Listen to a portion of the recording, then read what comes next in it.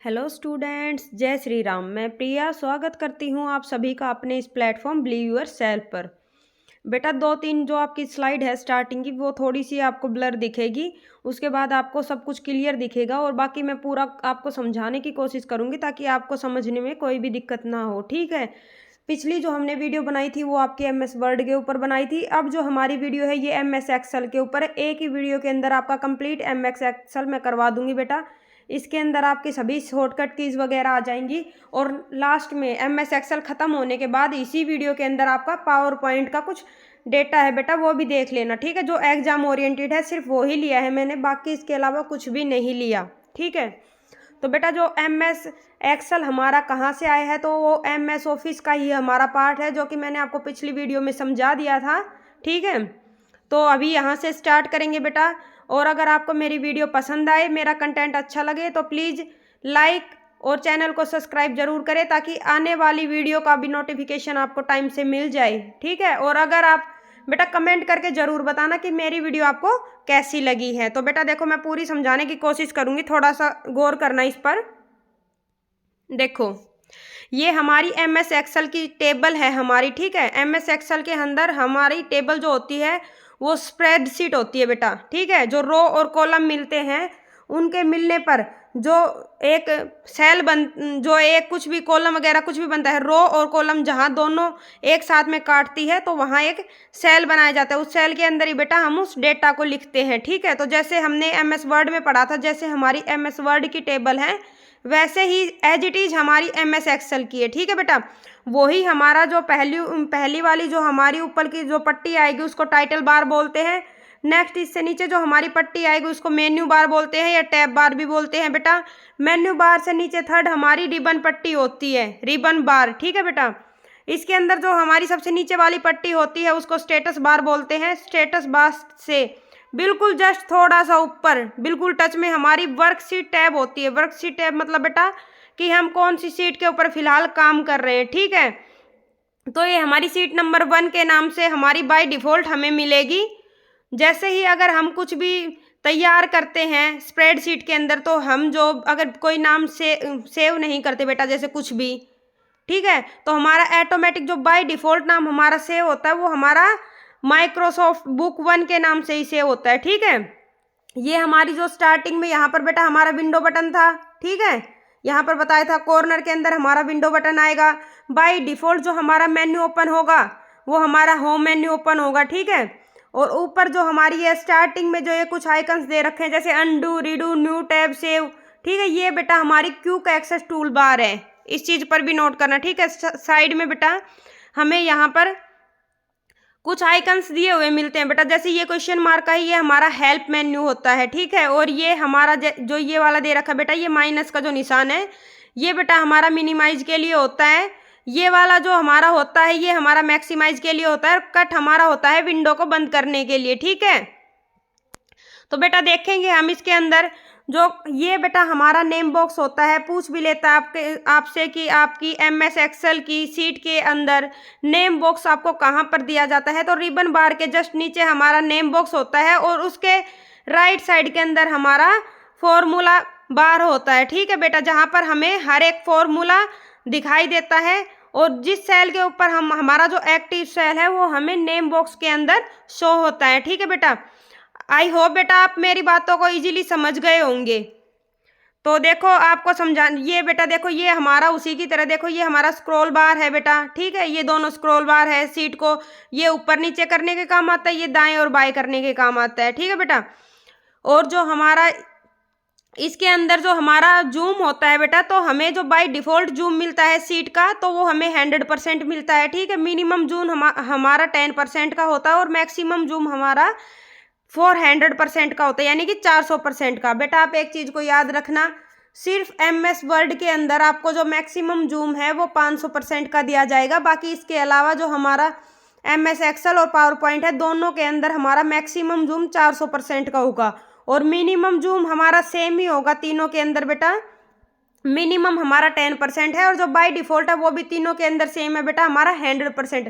बेटा पिछली वीडियो में मैंने आपको गलती से ये चीज़ बोल दिया था कि उसके अंदर जो बाय डिफ़ॉल्ट पेज बेटा हमें जो प्रोवाइड होता है वो हमें पोर्ट्रेट मोड, ये देखो बेटा ये वाला हमारा पोर्ट्रेट मोड है, तो ये वाला पेज हमें बाय डिफ़ॉल्ट प्रोवाइड होता है, ठीक है। लेकिन उसके अंदर दो पेज के मोड होते हैं, एक ओरिएंटेशन ये भी होता है, लैंडस्केप मोड भी होता है बेटा हमारा।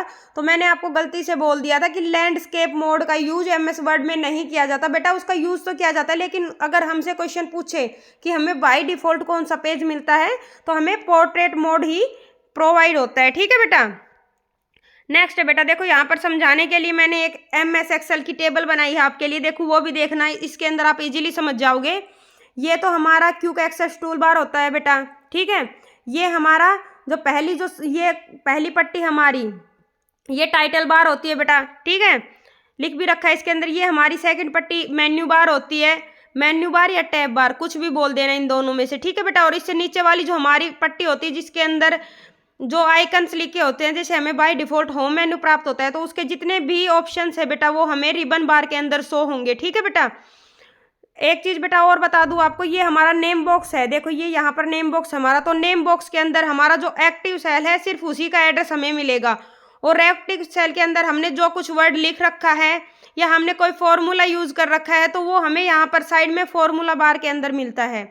ये होता है बेटा हमारा कॉर्नर के अंदर, राइट कॉर्नर के अंदर बेटा हमारे ये कंट्रोल बटन होते हैं, तो कंट्रोल बटन में ये हमारा मिनिमाइज होगा, ये मैक्सिमाइज होगा, ये क्लोज पेज होगा, ठीक है बेटा। इन चीज़ों की याद रखना। ये हमारा वर्टिकल स्क्रॉल बार होता है बेटा पेज को ऊपर नीचे करने के लिए, ये हमारा हॉरिजेंटल स्क्रॉल बार होता है पेज को लेफ्ट और राइट करने के लिए। सबसे नीचे हमें स्टेटस बार मिलता है, स्टेटस बार से जस्ट ऊपर बेटा हमें सीट टैब प्रोवाइड होता है, सीट टैब के अंदर हमें पेज का पता चलेगा। जो बाय डिफ़ॉल्ट हमें पेज मिलता है बेटा वो हमें सीट 1 सीट 2 ऐसे इन नामों से मिलता है, ठीक है, पेज 1 पेज 2 ऐसे, ठीक है। अगर हम उनके अंदर कोई नाम देना चाहे तो उनके अंदर नाम भी दे सकते हैं। जो हमारा बेटा मिनिमाइज इसके अंदर जो जूम होता है, मिनिमम जो जूम होता है बेटा वो तो हमारा 10% होता है, मैक्सिमाइज जूम जो हमारा होता है बेटा वो हमारा 400% का होता है, और बाय डिफ़ॉल्ट हमें 100% मिलता है, ठीक है बेटा। आई होप बेटा आप मेरी इन बातों को इजीली सभी बातों को बेटा समझ गए होंगे। मैं आपको एक चीज़ और बता दूं, जो स्टार्टिंग के आपके 2 से 3 पेज है बेटा उनके अंदर थोड़ा सा आपको ब्लर दिखेगा, बाकी आपको आगे की जितनी भी चीज़ें हैं बेटा आपको सब कुछ बिल्कुल क्लियर दिखेगी। लेकिन बेटा इसके अंदर भी दिख ही रहा है, ऐसा कुछ नहीं कि आपको दिखेगा नहीं, ठीक है। तो आप आसानी से इन चीज़ों को समझ भी सकते हैं बेटा, और इसी वीडियो के अंदर आपको सब कुछ याद हो जाएगा।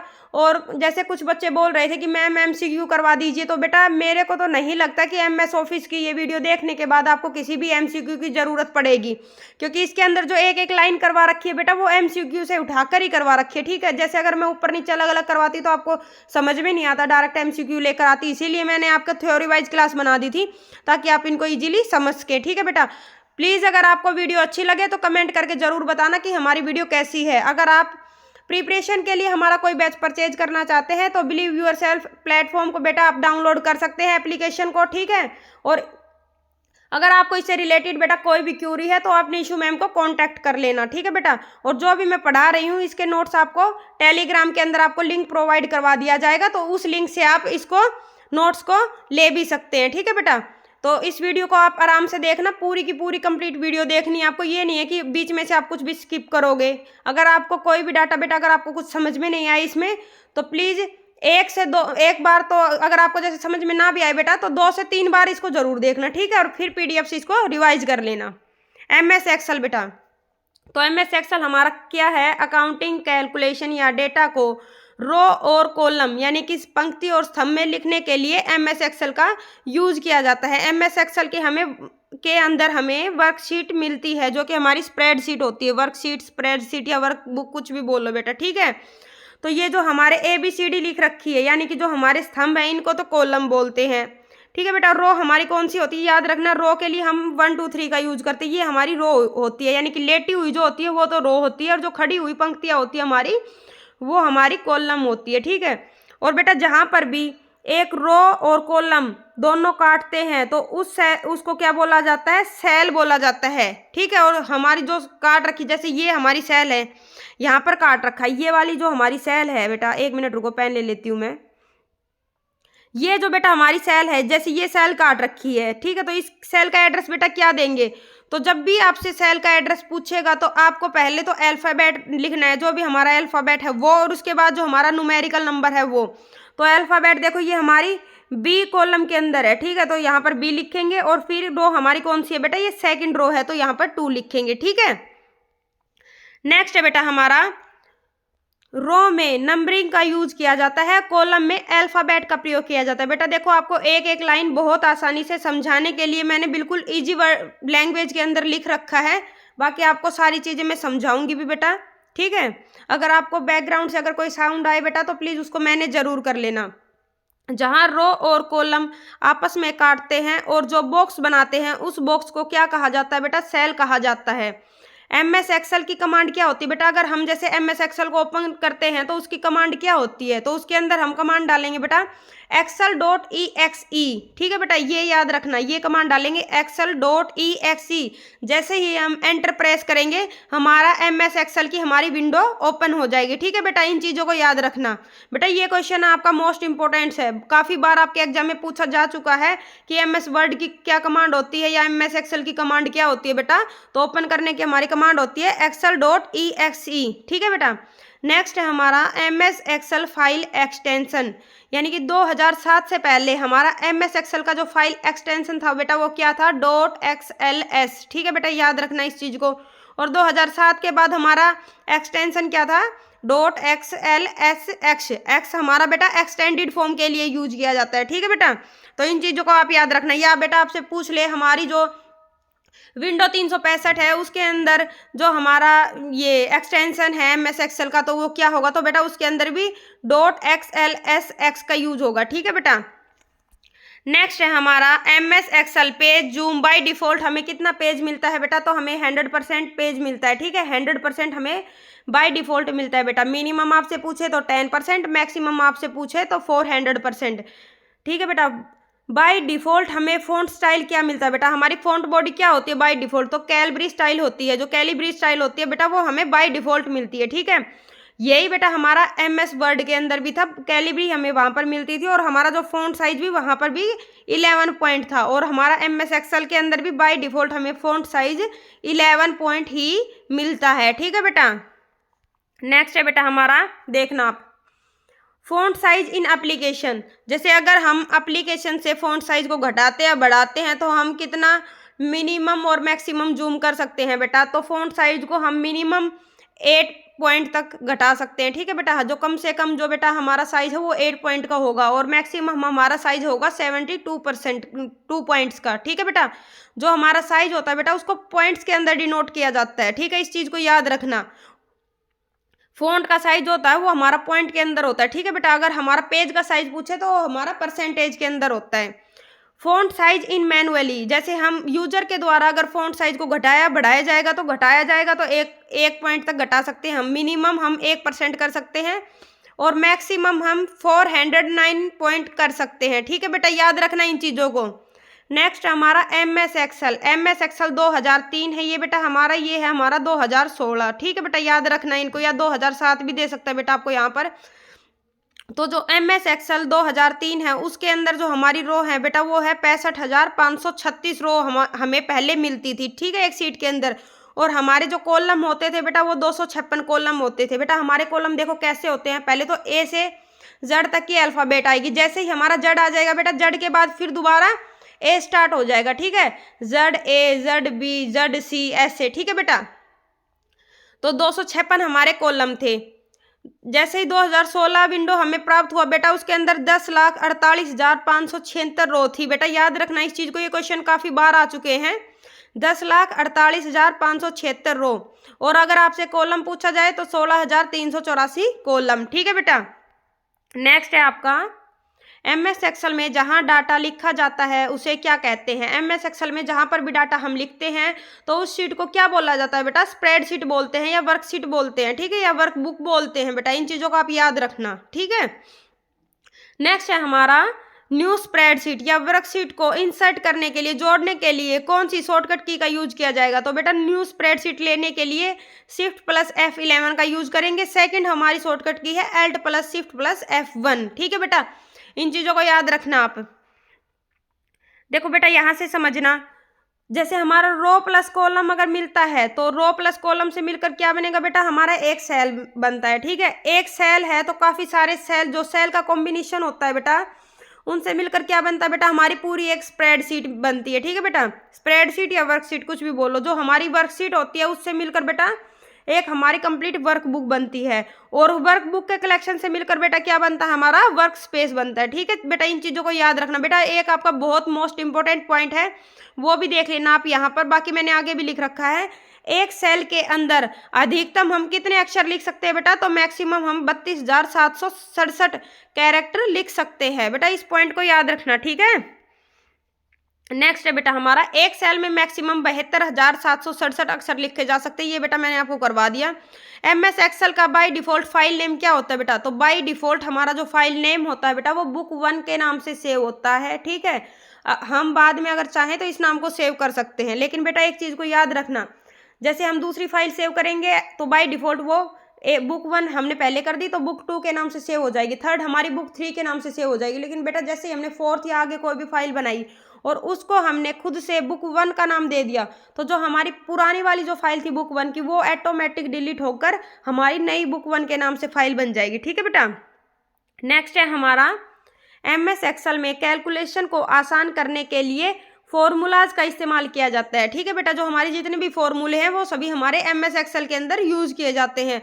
बेटा एक चीज़ को याद रखना, किसी भी फॉर्मूले को लिखने से पहले इक्वल टू साइन लगाया जाता है। जैसे हमारा कोई भी रैंडमली हमारा कोई भी फॉर्मूला है तो उसको जैसे ही हम लिखते हैं, जैसे सम का हुआ, ठीक है बेटा, मल्टीप्लिकेशन का हुआ, हमारा ऐड का हुआ, या हमें कोई ओड या इवन नंबर देखना है बेटा, ठीक है, या हमें राउंड फिगर देखना है, तो बेटा उसके लिए हम क्या करेंगे, पहले इक्वल का यूज करेंगे। ठीक है बेटा, नेक्स्ट है हमारा सेल एडिट, यानी कि सेल को एडिट करने के लिए या सेल के अंदर जाने के लिए हम F2 का यूज करेंगे। ठीक है बेटा, और अगर F2 की का यूज नहीं करेंगे तो दूसरा हम सेल को किस सेल के अंदर कैसे जा सकते हैं, उस सेल के ऊपर जाकर डबल क्लिक करके हम उस सेल के को एडिट कर सकते हैं। नेक्स्ट है बेटा हमारा गो टू के लिए F5 शॉर्टकट की का यूज होता है। किसी भी सेल या स्प्रेडशीट पर जाने के लिए, किसी के अंदर भी जानना है आपको, तो F5 का यूज किया जाएगा। ठीक है बेटा, नेक्स्ट है हमारा F11 शॉर्टकट की का यूज क्यों किया जाता है बेटा, तो जैसे हम MS एक्सेल के अंदर हमें कुछ भी कैलकुलेशन दिखानी है या हमें कोई भी सर्वे दिखाना है बेटा, तो ठीक है, तो क्या करेंगे, चार्ट बनाकर अगर हम उसको दिखाना चाहेंगे किसी भी पिक्चर के द्वारा बेटा, तो उसके लिए हम F11 शॉर्टकट की का यूज करेंगे। ठीक है, नेक्स्ट है बेटा हमारा सेल के एड्रेस को दिखाने के लिए, तो सेल का एड्रेस जो हमारा होता है वो कहाँ दिखाई देता है बेटा, हमारा नेम बॉक्स के अंदर दिखाई देता है। नेम बॉक्स तो हमारा लेफ्ट साइड है, उससे थोड़ा सा राइट साइड हमारा फॉर्मूला बॉक्स बार है। ठीक है बेटा, तो इन चीज़ों को आप याद रखना। हमारा सेल का एड्रेस कहाँ शो होता है बेटा, हमारा तो नेम बॉक्स के अंदर ही शो होता है। नेक्स्ट है बेटा हमारा फॉर्मूला या सेल के अंदर लिखा हुआ डेटा दिखाई देता है। जैसे हमने सेल के अंदर कोई भी डेटा लिख रखा है या कोई भी फॉर्मूला लगा रखा है, तो वो हमें कहाँ पर दिखाई देगा बेटा, तो वो हमें फॉर्मूला बार के अंदर शो होगा। ठीक है बेटा, नेक्स्ट है बेटा हमारा पहले, यानी कि 1 मिनट रुको बेटा,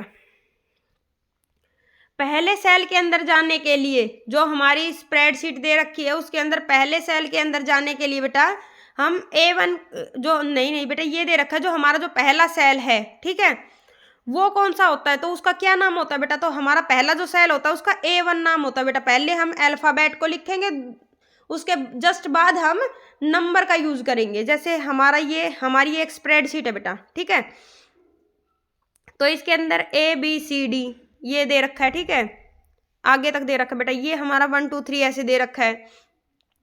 तो हमें जो हमारी पहली सेल है, यानी कि फर्स्ट सेल है, उसका क्या नाम होगा बेटा हमारा, तो A1 नाम होगा। पहले अल्फ़ाबेट लिखेंगे A, ठीक है, और कौन से नंबर के आगे ये हमारी सेल, तो 1 नंबर के आगे, ठीक है, तो A1 होगा। ठीक है, और जो हमारी अंतिम सेल है, यानी कि जो हमारी लास्ट सेल है, उसका क्या नाम है बेटा, तो XFD 10,48,576। बेटा याद रखना, ये क्वेश्चन आपका इम्पोर्टेंट है, काफ़ी बार एग्जाम के अंदर आ चुका। ठीक है बेटा, वैसे तो ये पूरी वीडियो आपकी इम्पोर्टेंट है, लेकिन अगर इसके अंदर भी कुछ ज़्यादा इंपॉर्टेंट पॉइंट्स है तो वो मैं आपको बीच बीच में बताती चलूँगी। वैसे तो सब कुछ इंपॉर्टेंट है बेटा, ठीक है, याद रखना इस चीज़ को, कुछ भी छाट कर आपको याद करने की ज़रूरत नहीं है। ये वीडियो आपकी मोस्ट इम्पोर्टेंट है, ये एक एग्जाम के अंदर नहीं बेटा, हर एग्जाम के पॉइंट ऑफ व्यू से बहुत ज़्यादा इंपॉर्टेंट है। ठीक है, नेक्स्ट है बेटा हमारा स्प्रेडशीट में कितनी शीट यूज की हैं, कहाँ दिखाया जाता है, कि जो एक स्प्रेडशीट है बेटा, तो उसके अंदर हमने कितनी सीटों का यूज किया है या कौन सी सीट के ऊपर हम फिलहाल काम कर रहे हैं, कहाँ दिखाया जाता है बेटा, तो ये हमारा सीट टैब के अंदर जो हमारा स्टेटस बार होता है सबसे नीचे, उससे जस्ट ऊपर हमारा लेफ्ट कॉर्नर के अंदर बेटा हमें शीट टैब प्रोवाइड होता है। ठीक है, तो वहां पर दिखाया जाएगा कि हमने कितनी शीट का यूज कर लिया। नेक्स्ट है बेटा हमारा MS एक्सेल में बाय डिफॉल्ट अलाइनमेंट कहाँ पर लिखा जाता है। तो बेटा MS एक्सेल के अंदर हमारा जो बाय डिफॉल्ट अलाइनमेंट है वो हमारा लेफ्ट यानी कि बाई ओर लिखा जाता है। लेकिन बेटा अगर आपसे पूछ ले कि कोई भी नंबर अगर आपको लिखना हो, जैसे 1 2 3 लिखना हो, किसी का मोबाइल नंबर लिखना हो आपको, ठीक है, या किसी का रोल नंबर लिखना हो, तो वो बेटा आपका बाय डिफॉल्ट राइट साइड को ही लिखा जाएगा। लेकिन अगर आपने जैसे पहले नंबर दे रखा है 1 2 3, ठीक है, उसके बाद आपने कोई P लगा दिया या कोई सिंबल लगा दिया, किसी भी प्रकार का साइन, अगर कुछ भी अगर आप मतलब न्यूमेरिकल जो डेटा है बेटा उसके अलावा आप कोई साइन लगा देते हैं, कोई अल्फाबेट का सिंगल वर्ड लिख देते हैं, ठीक है, कुछ भी लगा देते हैं बेटा, तो वो हमारा ऑटोमेटिक लेफ्ट साइड के अंदर रिमूव हो जाएगा। ठीक है, नेक्स्ट है बेटा हमारा सभी अक्षर लेटर चिन्ह, ठीक है, यानी कि साइन, वो कहाँ पर आते हैं बेटा, हमारे जितने भी लेटर है साइन है वो सभी लेफ्ट साइड में आते हैं, लेकिन जो हमारी जितनी भी संख्याएं होती है वो हमारी राइट साइड में आती है। ठीक है बेटा, आई होप बेटा आप समझ गए होंगे जो भी मैं आपको समझाना चाहती हूँ। देखो मैं आपको एक बताती हूँ एक चीज़ लिख कर बेटा, जैसे ये हमारी एक सेल है, तो सेल के अंदर बेटा 1 मिनट रुको, जैसे बेटा ये हमारी सेल है, ठीक है, इसके अंदर हमने लिखा 1 2 3, तो ये ऑटोमेटिक हमारा राइट साइड के अंदर चला जाएगा। इसमें इसके अंदर हमने लिखा A 1 2 3, तो ये हमारा अगर ए लगा दिया ना हमने बेटा तो ये हमारा लेफ्ट साइड में होगा, या हमने लिख दिया 1 2 3 A, तो ये भी ए लगा दिया, चाहे आगे लगाओ चाहे पीछे लगाओ, चाहे ए का यूज हम बीच में करें किसी भी अल्फाबेट का, या हम कोई चिन्ह लगाएं बेटा इनके अंदर, तो हमारा लेफ्ट अलाइनमेंट होगा। ठीक है, नेक्स्ट है हमारा 2016 या उससे पहले MS एक्सेल में बाय डिफॉल्ट कितनी वर्कशीट ओपन होती थी।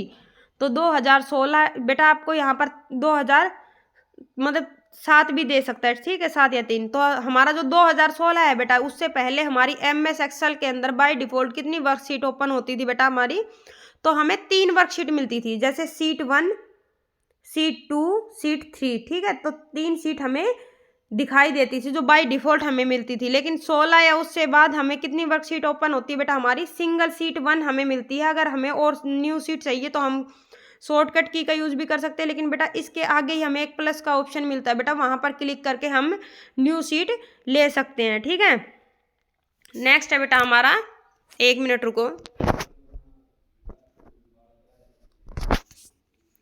देखो बेटा MS एक्सेल में बाय डिफॉल्ट कितनी वर्कशीट ओपन रहती है। तो बाय डिफॉल्ट बेटा हमारी, अगर आपसे बेटा ये क्वेश्चन काफ़ी बार वैसे एग्जाम के अंदर आ चुका, तो मैं आपको ये बताना चाहती हूँ, अगर आपको कोई मतलब 2016 2003 7 कुछ भी ना दे, डायरेक्ट अगर आपसे पूछा जाए कि MS एक्सेल में बाय डिफॉल्ट कितनी सीट ओपन रहती है बेटा, अगर आपको वर्तमान, ठीक है, या आपको पास्ट की अगर कोई भी डेट ना दे, तो आपको सिर्फ 3 सीट जो पिछले वाली है बेटा हमारा जो मूल होता है ना उसी को यूज करते हैं वहां पर, यानी कि हमें 3 सीट मिलती है। ठीक है बेटा, याद रखना इन चीजों को, ये क्वेश्चन बेटा आपका काफी बार आ चुका, और इस चीज को बेटा आप देख लेना। ठीक है, इस वीडियो को 2 से 3 बार जरूर देखना ताकि आपको कंप्लीट MS एक्सेल याद हो जाए। ठीक है बेटा, नेक्स्ट है बेटा हमारा फाइल मेन्यू, इसके अंदर भी बेटा जो हमारा मेन्यू बार होता है यानी कि हमारा जो टैब बार होता है, तो उसके अंदर काफ़ी सारी बेटा हमें मेन्यू मिलते हैं, जैसे हमारा फाइल मेन्यू, रिव्यू, व्यू, ठीक है बेटा, पेज लेआउट, होम मेन्यू, ये हमें जो मिलते हैं, तो इनके अंदर कुछ ऑप्शंस है बेटा वो देख लेना। फाइल मेन्यू के अंदर ही हमारा जैसे save as, open, close, information, new, print,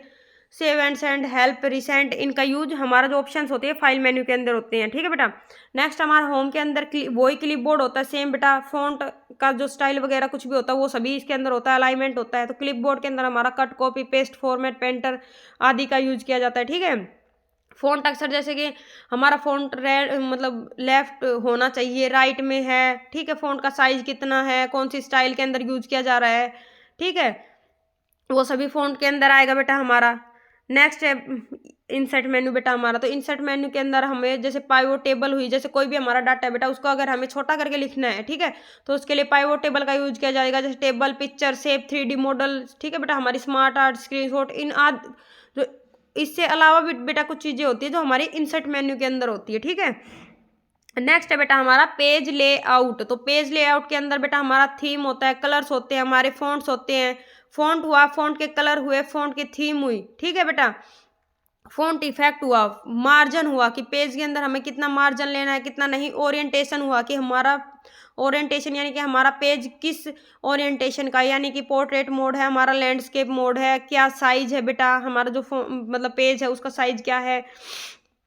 next है बेटा प्रिंट एरिया, ठीक है। ब्रेक यानी कि हमारी जो स्प्रेडशीट होती है इसके अंदर तो स्प्रेडशीट को कितने भागों में विभाजित करना है, यानी कि बेटा उसको बीच में से तोड़ देना, ठीक है। जैसे हम वहाँ पर पेज ब्रेक करते थे तो ऐसे ही हमारा स्प्रेडशीट ब्रेक है। नेक्स्ट है हमारा बैकग्राउंड, ठीक है। यानी कि बैकग्राउंड के ऊपर हमें जैसे कोई पिक्चर लगानी है, समझ गए ना बेटा आप। जैसे हमारा ये नोट्स है और इसके पीछे की तरफ अगर हम कोई पिक्चर लगा दे बेटा, पीछे की तरफ लगा दे या आगे की तरफ लगा दे, ठीक है। तो जैसे बैकग्राउंड का मतलब तो पीछे की तरफ ही हो गया, ठीक है। जैसे सेंड फॉरवर्ड हुआ बेटा आपका, ब्रिंग फॉरवर्ड हुआ, या ब्रिंग का मतलब जैसे आगे हुआ एक पीछे की तरफ हुआ, तो ये क्या है, जैसे हमने पीछे लिख दिया बिलीव यूर सेल्फ, तो क्या करेगा वो आपको पीछे की तरफ लिखा हुआ दिखाई देगा। अगर आप आगे की तरफ लिखना चाहते हैं तो हमारे ये वाले अक्षर थोड़े मतलब ब्लर हो जाएंगे और उसके ऊपर वो हमें डार्क मोड के अंदर दिखाई देगा, ठीक है बेटा। नेक्स्ट हमारा पिन टाइटल हुआ, ठीक है। सिलेक्शन पेन हुआ बेटा हमारा, एक लाइन हुआ, ग्रिड लाइन हुआ, हेडिंग हुआ, ये सभी हमारी पेज लेआउट मेन्यू के अंदर ही आती है, ठीक है बेटा। तो ये बेटा अगर आपको ये चीज़ें समझनी है, जैसे कुछ भी हुआ ये आपको समझना है, जैसे लेफ्ट राइट अलाइनमेंट क्या है, सेंटर क्या है, जस्टिफाई क्या है, ठीक है। फॉर्मेट कट कॉपी पेस्ट, तो इससे पहले बेटा अगर आपने एमएस वर्ड की अगर आपने वीडियो नहीं देखी थी तो पहले जाकर आप एमएस वर्ड की वीडियो देखें, उसके बाद ही इस वीडियो को देखना, ठीक है। क्योंकि कुछ वर्ड ऐसे हैं बेटा जो मैंने उसके अंदर करवा दिए थे ताकि ये वीडियो भी ज़्यादा लेंथी ना बने, आपकी एक मैराथन छोटी सी मैराथन हो जाए, तो जाके मतलब आपका भी टाइम खराब ना हो, ठीक है। तो जो उसके अंदर मैंने करवा दिया वो इसके अंदर मैंने यूज़ नहीं करवाया है। उसके अंदर ये जैसे मेन्यू वगैरह जितने भी थे हमारे, मैंने सबको खोल कर डिफाइन कर रखा था, ठीक है। तो ये उसी वीडियो के अंदर देखना बेटा आप, बार बार मैं नहीं बताऊंगी, मेरे को ये वीडियो ज़्यादा लंबी भी नहीं करनी, ठीक है बेटा। अगर आपको कंटेंट अच्छा लगे तो प्लीज़ कमेंट जरूर करना और बताना कि आपको कंटेंट और वीडियो कैसी लगी है, ठीक है बेटा। न ये पेज लेआउट के अंदर ही बेटा हमारा देखो इसी के अंदर है, जो पेज से रिलेटेड जितने भी हमारे काम होते हैं वो सभी पेज लेआउट के अंदर ही आते हैं, ठीक है। पेज से रिलेटेड बेटा जो भी हमारे काम है, जैसे पेज को प्रिंट करना, उसकी थीम क्या होती है बेटा, पेज के ऊपर टाइटल कौन सा लगाना है, ठीक है। सभी कैसा मोड का पेज लेना है, यानी कि पोर्ट्रेट होना चाहिए, लैंडस्केप होना चाहिए, ठीक है। जैसे जो भी हमारा पेज का बैकग्राउंड कैसा होना चाहिए, ये सभी हमारा किसके अंदर आता है, हमारा पेज लेआउट के अंदर आता है बेटा। नेक्स्ट है हमारा फॉर्मूला मेन्यू। तो फॉर्मूला मेन्यू क्या है बेटा, इसके अंदर हमारे कुछ फॉर्मूला जो जैसे ऑटो सम हुआ, रिसेंटली यूज हुआ, फाइनेंशियल लॉजिकल हुआ, ठीक है, financial logical text, date and time, lookup and reference, math, trigonometrics, ठीक है बेटा। और काफ़ी सारे फंक्शंस है, ये हमारे सारे फॉर्मूला मेन्यू के अंदर हैं। जैसे हमारे लॉजिकल के अंदर भी बेटा आता है and false, if error, not, और स्विच, ट्रू, एक्सोर, ये क्या होता है बेटा, फॉर्मूला जो होते हैं, ठीक है। और इन एक्सेल में लगाने वाले जितने भी फॉर्मूला चाहिए हमें, वो हमें कहाँ प्राप्त होते हैं बेटा, सभी के सभी फॉर्मूला, जितने भी फॉर्मूला है सब आपको फॉर्मूला बार के अंदर ही मिलेंगे। जैसे आपको कुछ भी चीज़ आपको ऐड करनी है, जैसे आपको ऐड करना है तो एडिशन के लिए आप फॉर्मूला बार कैसे यूज़ करेंगे बेटा, जैसे आप जाएंगे इक्वल्स टू बेटा, जो भी हम फॉर्मूला लगाएंगे बेटा सबके अंदर पहले कंपल्सरी है बेटा आपको इक्वल लगाना। अगर आप इक्वल नहीं लगाओगे तो आपका वो फॉर्मूला काम नहीं करेगा, आपको एरर दिखाएगा, ठीक है बेटा। इक्वल्स टू आपने लिख दिया ऐड, ठीक है बेटा। ब्रैकेट लगाया आपने, 2+3 लिख दिया, जैसे ही आप एंटर दबाओगे बेटा आपको 5 आंसर मिल जाएगा, ठीक है। और जो आपने यहाँ पर फॉर्मूला लगा रखा है बेटा वो आपको फॉर्मूला बार के अंदर दिखाई देगा। जो भी जिस भी सेल के अंदर आप काम कर रहे हो, जो आपकी एक्टिव सेल है बेटा, वो आपको नेम बॉक्स के अंदर प्रोवाइड होगी, ठीक है बेटा। जैसे हमने एक और फॉर्मूला लगा लिया बेटा, जैसे इक्वल्स टू, एक मिनट रुको बेटा, जैसे आपने मल्टीप्लाई का फॉर्मूला लगा लिया, ठीक है बेटा। तो मल्टीप्लाई का लगा लिया तो कैसे लगाओगे आप, ब्रैकेट लिखोगे 2, ये आप यहाँ पर ये मल्टीप्लिकेशन का साइन लगाओगे, 3 लगा दिया, तो आप जैसे ही एंटर प्रेस करोगे बेटा तो आपको इसका 6 आंसर मिल जाएगा, ठीक है। तो बेटा आप एक चीज़ ये नोट कर लेना कि जब भी आप पहले अगर आपसे पूछे कि फॉर्मूला लगाने के लिए हमें किस मेन्यू के अंदर जाना है, तो बेटा हमारे जितने भी फॉर्मूलाज हैं हमारे सभी हमारे फॉर्मूला मेन्यू के अंदर हमें मिलेंगे, ठीक है बेटा। दूसरा पॉइंट, अगर आपसे पूछे कि फॉर्मूला लगाने के लिए सबसे कंपल्सरी चीज़ क्या है, जो मोस्ट इंपॉर्टेंट हमारे लिए है बेटा, वो हमारा है इक्वल्स टू का साइन, ठीक है। उसके बिना हमारा फॉर्मूला अधूरा ही है, ठीक है, वो मतलब यूज में ही नहीं आएगा।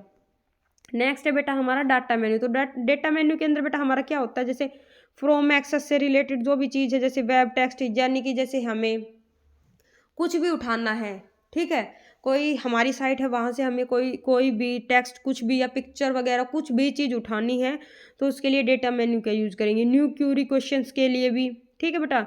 डेटा शॉर्ट यानी कि डेटा को मैनेज करने के लिए भी, जो भी डेटा को बेटा अगर हमें कुछ भी डेटा मैनेज करना है, जैसे हमारे पास एक कंपनी है बेटा, जैसे उस कंपनी के अंदर हमारे 3,000 एम्प्लॉय काम करते हैं, ठीक है बेटा। तो सबका नाम अलग अलग होगा, जैसे अजय नाम होगा, किसी का विजय नाम होगा, किसी का अमर होगा, अमन होगा, तो ए से भी आपको काफ़ी सारे नाम मिलेंगे। तो ऐसे ही ए टू जेड तक अल्फ़ाबेट के अंदर बेटा हमारे काफ़ी सारे नाम होते हैं, ठीक है। प्रिया, प्रीति, पूनम, प्रियंका, तो पी नाम से भी बेटा सारे हो जाएंगे। जैसे आप किसी का आर नाम है तो आर से भी काफ़ी सारे नाम होंगे। तो ये जो हमारा डेटा शॉर्ट का क्या मतलब होता है बेटा, ये जितने भी हमारे नाम हैं उनको अल्फ़ाबेट के अकॉर्डिंग, जैसे असेंडिंग ऑर्डर के अंदर या डिसेंडिंग ऑर्डर के अंदर, जैसे भी बेटा अगर आप करना चाहो इसको, जैसे ए टू जेड आपने कर दिया बेटा, तो ए टू जेड यानी कि आपको शॉर्ट के अंदर सभी पूरे कंप्लीट डेटा को मैनेज कर देगा। पहले तो आपके ए नाम से सारे आएंगे, फिर आपके बी नाम से नंबर आएंगे, फिर सी नाम से, तो ऐसे करेगा, ठीक है। नेक्स्ट बेटा हमारा फिल्टरिंग, किसी भी चीज़ को फिल्टर करना है बेटा तो उसके लिए भी डेटा मेन्यू का यूज़ होगा। टेक्स्ट को कॉलम में कन्वर्ट करने के लिए बेटा डेटा मेन्यू का यूज़ होगा। रिमूव डुप्लीकेसी, यानी कि जो भी कुछ भी बेटा हमने, जैसे एक कॉपी है बेटा तो उसकी काफ़ी सारी डुप्लीकेट कॉपी बना रखी है, ठीक है। तो जितनी भी हमारी डुप्लीकेट कॉपी है, हम नहीं चाहते कि हमारे पास ज़्यादा डाटा हमारे मतलब सिस्टम के अंदर रहे, तो जितनी भी हमारी डुप्लीकेसी है उनको हटाने के लिए भी डेटा मेन्यू का ही यूज़ किया जाता है। और डेटा वैलिडेशन के लिए भी बेटा डेटा मेन्यू का ही आपका यूज़ किया जाता है। डेटा वैलिडेशन का क्या मतलब, देखो एक मिनट रुको बेटा। जैसे डेटा वैलिडेशन का मतलब है, जैसे हमें ये एक सेल दी गई है, ठीक है, हमें कहाँ कहीं पर भी बेटा जैसे लॉगिन करना है या हमें कुछ भी करना है, कोई भी हमारा काम है बेटा, एक सेकंड होल्ड करना।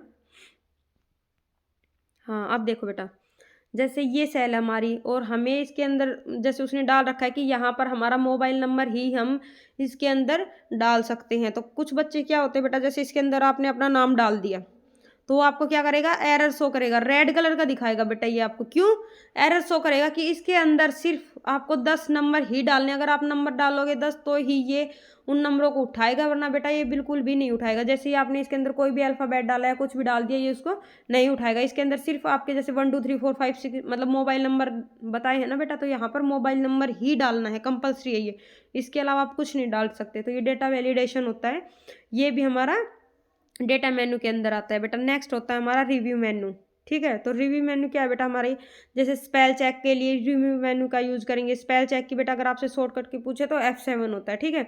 न्यू कमेंट, अगर हमें कोई भी न्यू कमेंट करना है तो उसके लिए रिव्यू मेन्यू का यूज़ करेंगे। न्यू शीट, नेक्स्ट शीट के लिए भी बेटा थियोसोर्स, यानी कि थियोसोर्स मतलब बेटा क्या बताऊँ आपको, जैसे सिनोनिम्स होता है बेटा, किसी का समानार्थी, ठीक है। जैसे आपने कोई वर्ड लिख दिया, एक वर्ड लिखा तो उस वर्ड से रिलेटेड बेटा डिक्शनरी के अंदर जितने भी वर्ड है वो सारे वर्ड आपको दिखा देगा। प्रीवियस सीट के लिए भी, नेक्स्ट सीट यानी कि अगले पेज पर जाने के लिए भी, पिछले पेज पर जाने के लिए भी। और वर्कशीट के अंदर जैसे वर्कशीट पासवर्ड, यानी कि किसी एक वर्कशीट के अंदर पासवर्ड लगाने के लिए रिव्यू मेन्यू का ही यूज किया जाता है। जैसे हमारी कोई एक बेटा वर्कशीट है, वो बहुत ज़्यादा इंपॉर्टेंट है, हम नहीं चाहते कि हमारे अलावा कोई भी अदर पर्सन उस मतलब सीट को छुए या उसको चेक करे या उसका डाटा मतलब निकाले, तो क्या करेंगे, उसके ऊपर हम एक पासवर्ड डाल देंगे, ठीक है। तो बेटा उस पासवर्ड से क्या होगा, हमारी जो वो सीट है वो सेव मतलब सेफ हो जाएगी बेटा। और उस सीट को सिर्फ हम ही पासवर्ड के थ्रू ओपन कर सकते हैं, बाकी कोई भी उसको टच नहीं कर पाएगा। नेक्स्ट है बेटा हमारा स्मार्ट लुकअप के लिए, ठीक है, यानी कि जो हमने डाटा सिलेक्ट कर रखा है तो उससे रिलेटेड स्मार्ट लुकअप का क्या मतलब है बेटा, जो हमने डाटा सिलेक्ट कर रखा है तो उससे रिलेटेड जितनी भी बेटा जानकारी है, नॉलेज है, वो हमें सारी प्रोवाइड करवा देगा, ठीक है। जैसे हमने कोई भी डाटा डाल रखा है बेटा, किसी भी चीज़ के बारे में डाल दिया, ठीक है, तो उससे रिलेटेड जितनी भी जानकारी है बेटा, कि उसका नाम ये है, वो फलाना बंदा यहाँ पर रहता है, ये करता है, वो करता है, तो सारी सारी जानकारी आपको रिव्यू मेन्यू के अंदर ही मिलेगी, ठीक है, स्मार्ट लुकअप के अंदर। नेक्स्ट है बेटा हमारा व्यू मेन्यू। तो व्यू मेन्यू हमारा 4 प्रकार का होता है, अगर एक्सेल के अंदर पूछे तो। अगर MS पावर पॉइंट के अंदर पूछे बेटा, माइक्रोसॉफ्ट पावर पॉइंट के अंदर, तो हमारा 5 प्रकार का होता है। अगर आपसे वर्ड का पूछे MS वर्ड का, तो वो भी हमारा 5 प्रकार का ही होता है। तो व्यू मेन्यू एक्सेल के अंदर 4 प्रकार का होता है। एक तो नॉर्मल व्यू होता है बेटा, एक पेज ब्रेक प्रीव्यू होता है, ठीक है बेटा, एक हमारा पेज लेआउट व्यू होता है, दूसरा हमारा कस्टम व्यू होता है बेटा, ठीक है। तो पेज जूम बेटा, फिर दोबारा यही चीज़ें दे रखी हैं, एक बार देख लेना आप बेटा, काफ़ी बारी मैंने इसलिए डाल रखी है कुछ चीज़ें, ताकि आपको ये इजीली 2 से 3 बार, जैसे आप मेरे से भी सुनोगे, एक बार भी अगर आप वीडियो को देखोगे तो, या दोबारा देखोगे तब भी, तो आपको माइंड के अंदर फिट हो जाएगी, ठीक है। नेक्स्ट है बेटा हमारा, जैसे पेज जूम कितना होता है, तो बेटा हमारा पेज जूम जो मिनिमम 100% का होता है, मैक्सिमम 400% का। अगर आपसे बाय डिफॉल्ट पूछ ले तो 100% का, ठीक है। न्यू विंडो के लिए न्यू विंडो, ठीक है। फ्रिज पेन्स, ये सारी हमारी कहाँ होगी बेटा, व्यू मेन्यू के अंदर होगी। हाइड यानी कि छिपाने के लिए रो या कॉलम को हमें हाइड करना है, ठीक है, या अनहाइड करना है, ये सभी हमारी व्यू मेन्यू के अंदर ही आएगी बेटा। इसके अंदर हमारे एक मैक्रो नाम से एक पॉइंट आएगा, तो मैक्रो बेटा आपका इंपॉर्टेंट है, तो इसके बारे में आप कुछ जानकारी देखना है एक बार। मैक्रो VB यानी कि विजुअल बेसिक भाषा पर आधारित प्रोग्राम है हमारा मैक्रो, ठीक है। रिपीटेड काम को रिकॉर्ड करने के लिए मैक्रो का यूज किया जाता है, ताकि बार बार एक ही काम को करने में ज़्यादा टाइम ना लगे। बेटा समझ गए आप इस बात को, क्या बोला है, विजुअल भाषा पर तो आधारित है, ये प्रोग्राम है बेटा ये एक आपका, ठीक है। मैक्रो रिपीटेड काम को रिकॉर्ड करने के लिए, यानी कि जो एक रिपीटेड काम है बेटा, ये उसको क्या करेगा, रिकॉर्ड कर लेगा, ठीक है, ताकि जब भी आप नेक्स्ट टाइम उससे रिलेटेड कोई काम करो तो ये क्या करेगा, आपको ऑटोमेटिक दिखा देगा, ठीक है। जैसे बेटा आप व्हाट्सअप का यूज करते हो, तो एक ही मैसेज आप व्हाट्सअप पर किसी को बार बार भेज रहे हो, तो जैसे ही आप उस मैसेज को दोबारा लिखोगे तो वो क्या करेगा, उसके जो वर्ड है ना बेटा, एक एक वर्ड है, वो आपको बार बार, जैसे आपने एक वर्ड लिखा तो उससे अगले वाला वर्ड, फिर उससे अगले वाला वर्ड, बार बार में आपको दिखाता जाएगा, कि आपको लिखने की जरूरत ना पड़े, आप जैसे ही उसके ऊपर टिक करोगे फिर उससे अगला वर्ड दिखा देगा, ठीक है। तो आपको ज़्यादा टाइम ना लगे, इसके लिए माइक्रो का यूज़ किया जाता है। माइक्रो को ओपन करने की बेटा शॉर्टकट की क्या होती है बेटा, हमारी Alt+F8 बेटा, ये मोस्ट इम्पोर्टेंट है ये पॉइंट, ठीक है, याद रखना इस पॉइंट को, आपसे पूछा जाएगा मैक्रो ओपन करने की शॉर्टकट की क्या होती है, तो Alt+F8 होती है, ठीक है बेटा, याद रखना इस पॉइंट को।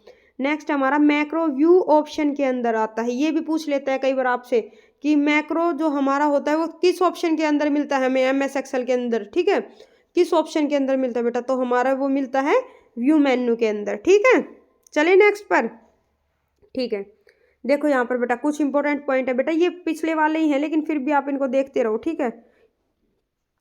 रो की संख्या, जो हमारी मतलब MS एक्सेल है, तो उसके अंदर प्रेजेंट टाइम की जो MS एक्सेल है, तो उसके अंदर रो की कितनी संख्या बेटा, 10,48,576 रो होती है बेटा हमारी, 10,48,576 बेटा।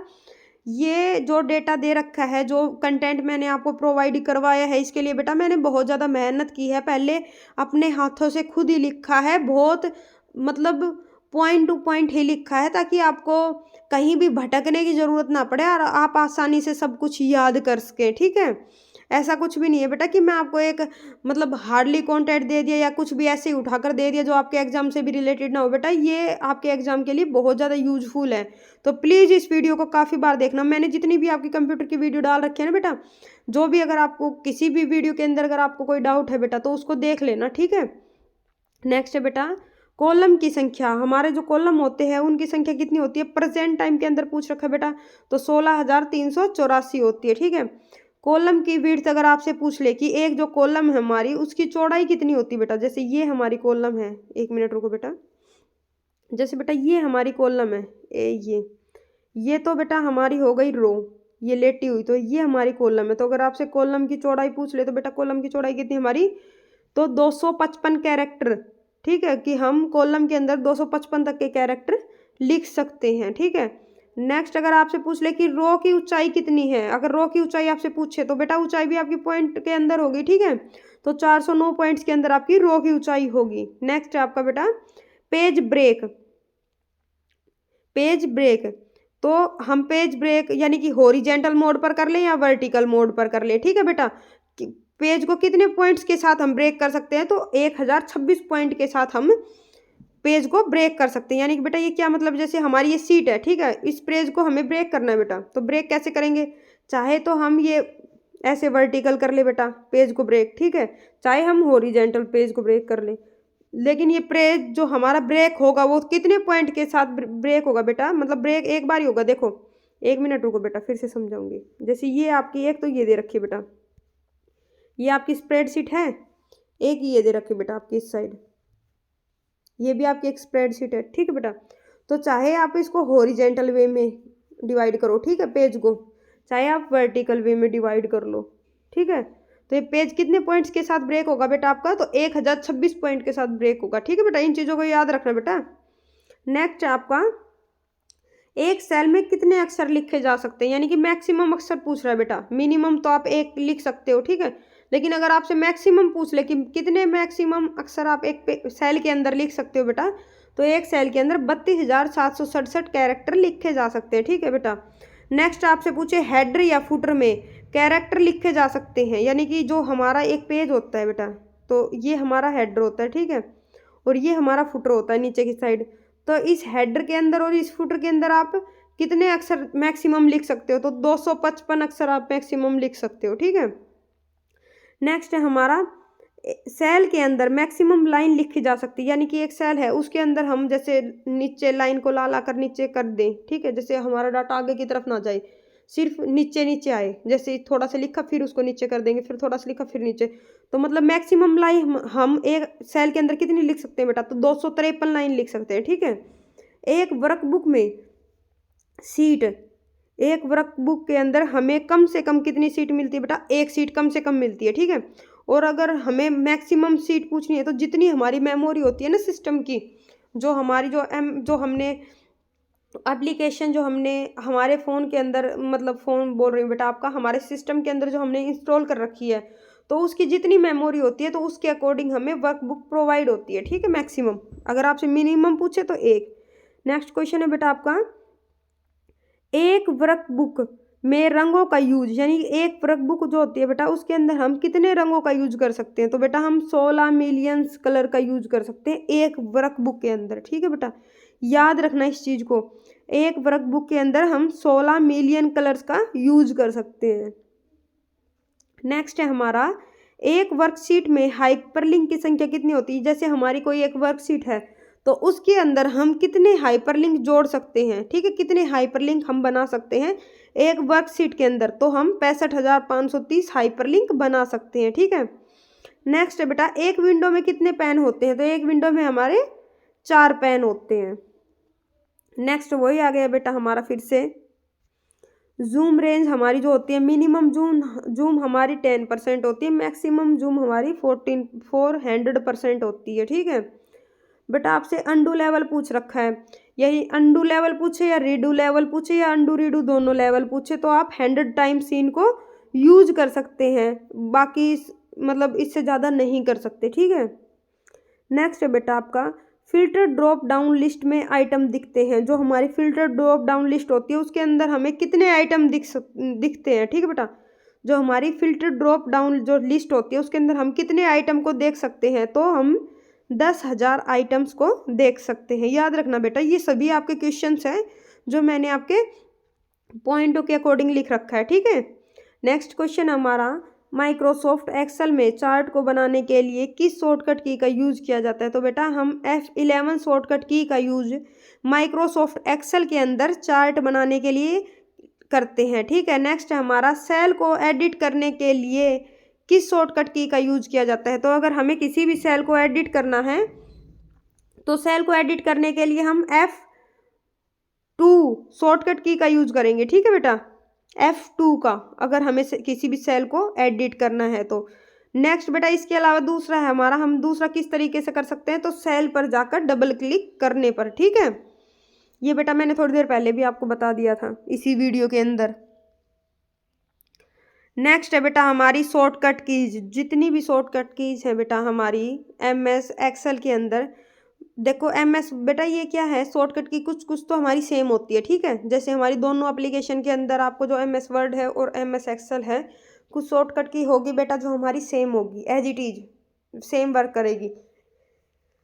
लेकिन बेटा इसके अलावा क्या है, कुछ शॉर्टकट की बेटा हमारी ऐसी होती है जो MS वर्ड के अंदर तो अलग काम करती है और MS एक्सेल के अंदर अलग काम करती है, ठीक है। तो सभी शॉर्टकट कीज को बेटा आप देख लेना, इसीलिए मैंने वर्ड की शॉर्टकट की तो उसके अंदर लिखवा दी थी, ठीक है, ताकि आप कंफ्यूज ना हो। तभी बेटा मैं आपकी अलग अलग क्लास लेकर आई थी, वरना आपकी एक क्लास भी बना सकती थी मैं, एक मैराथन बड़ी, ठीक है। लेकिन उससे क्या होता है कि आप कन्फ्यूज हो जाते कि किसके अंदर कौन सी याद करें, किसके अंदर कौन सी पजल हो जाते, ठीक है। तो MS एक्सेल की शॉर्टकट की मैं यहाँ पर लेकर आई हूँ। तो बेटा देखना, बाकी एक बार इसको कंप्लीट करवाने के बाद मैं इसका रिवीजन करवा दूंगी, ठीक है।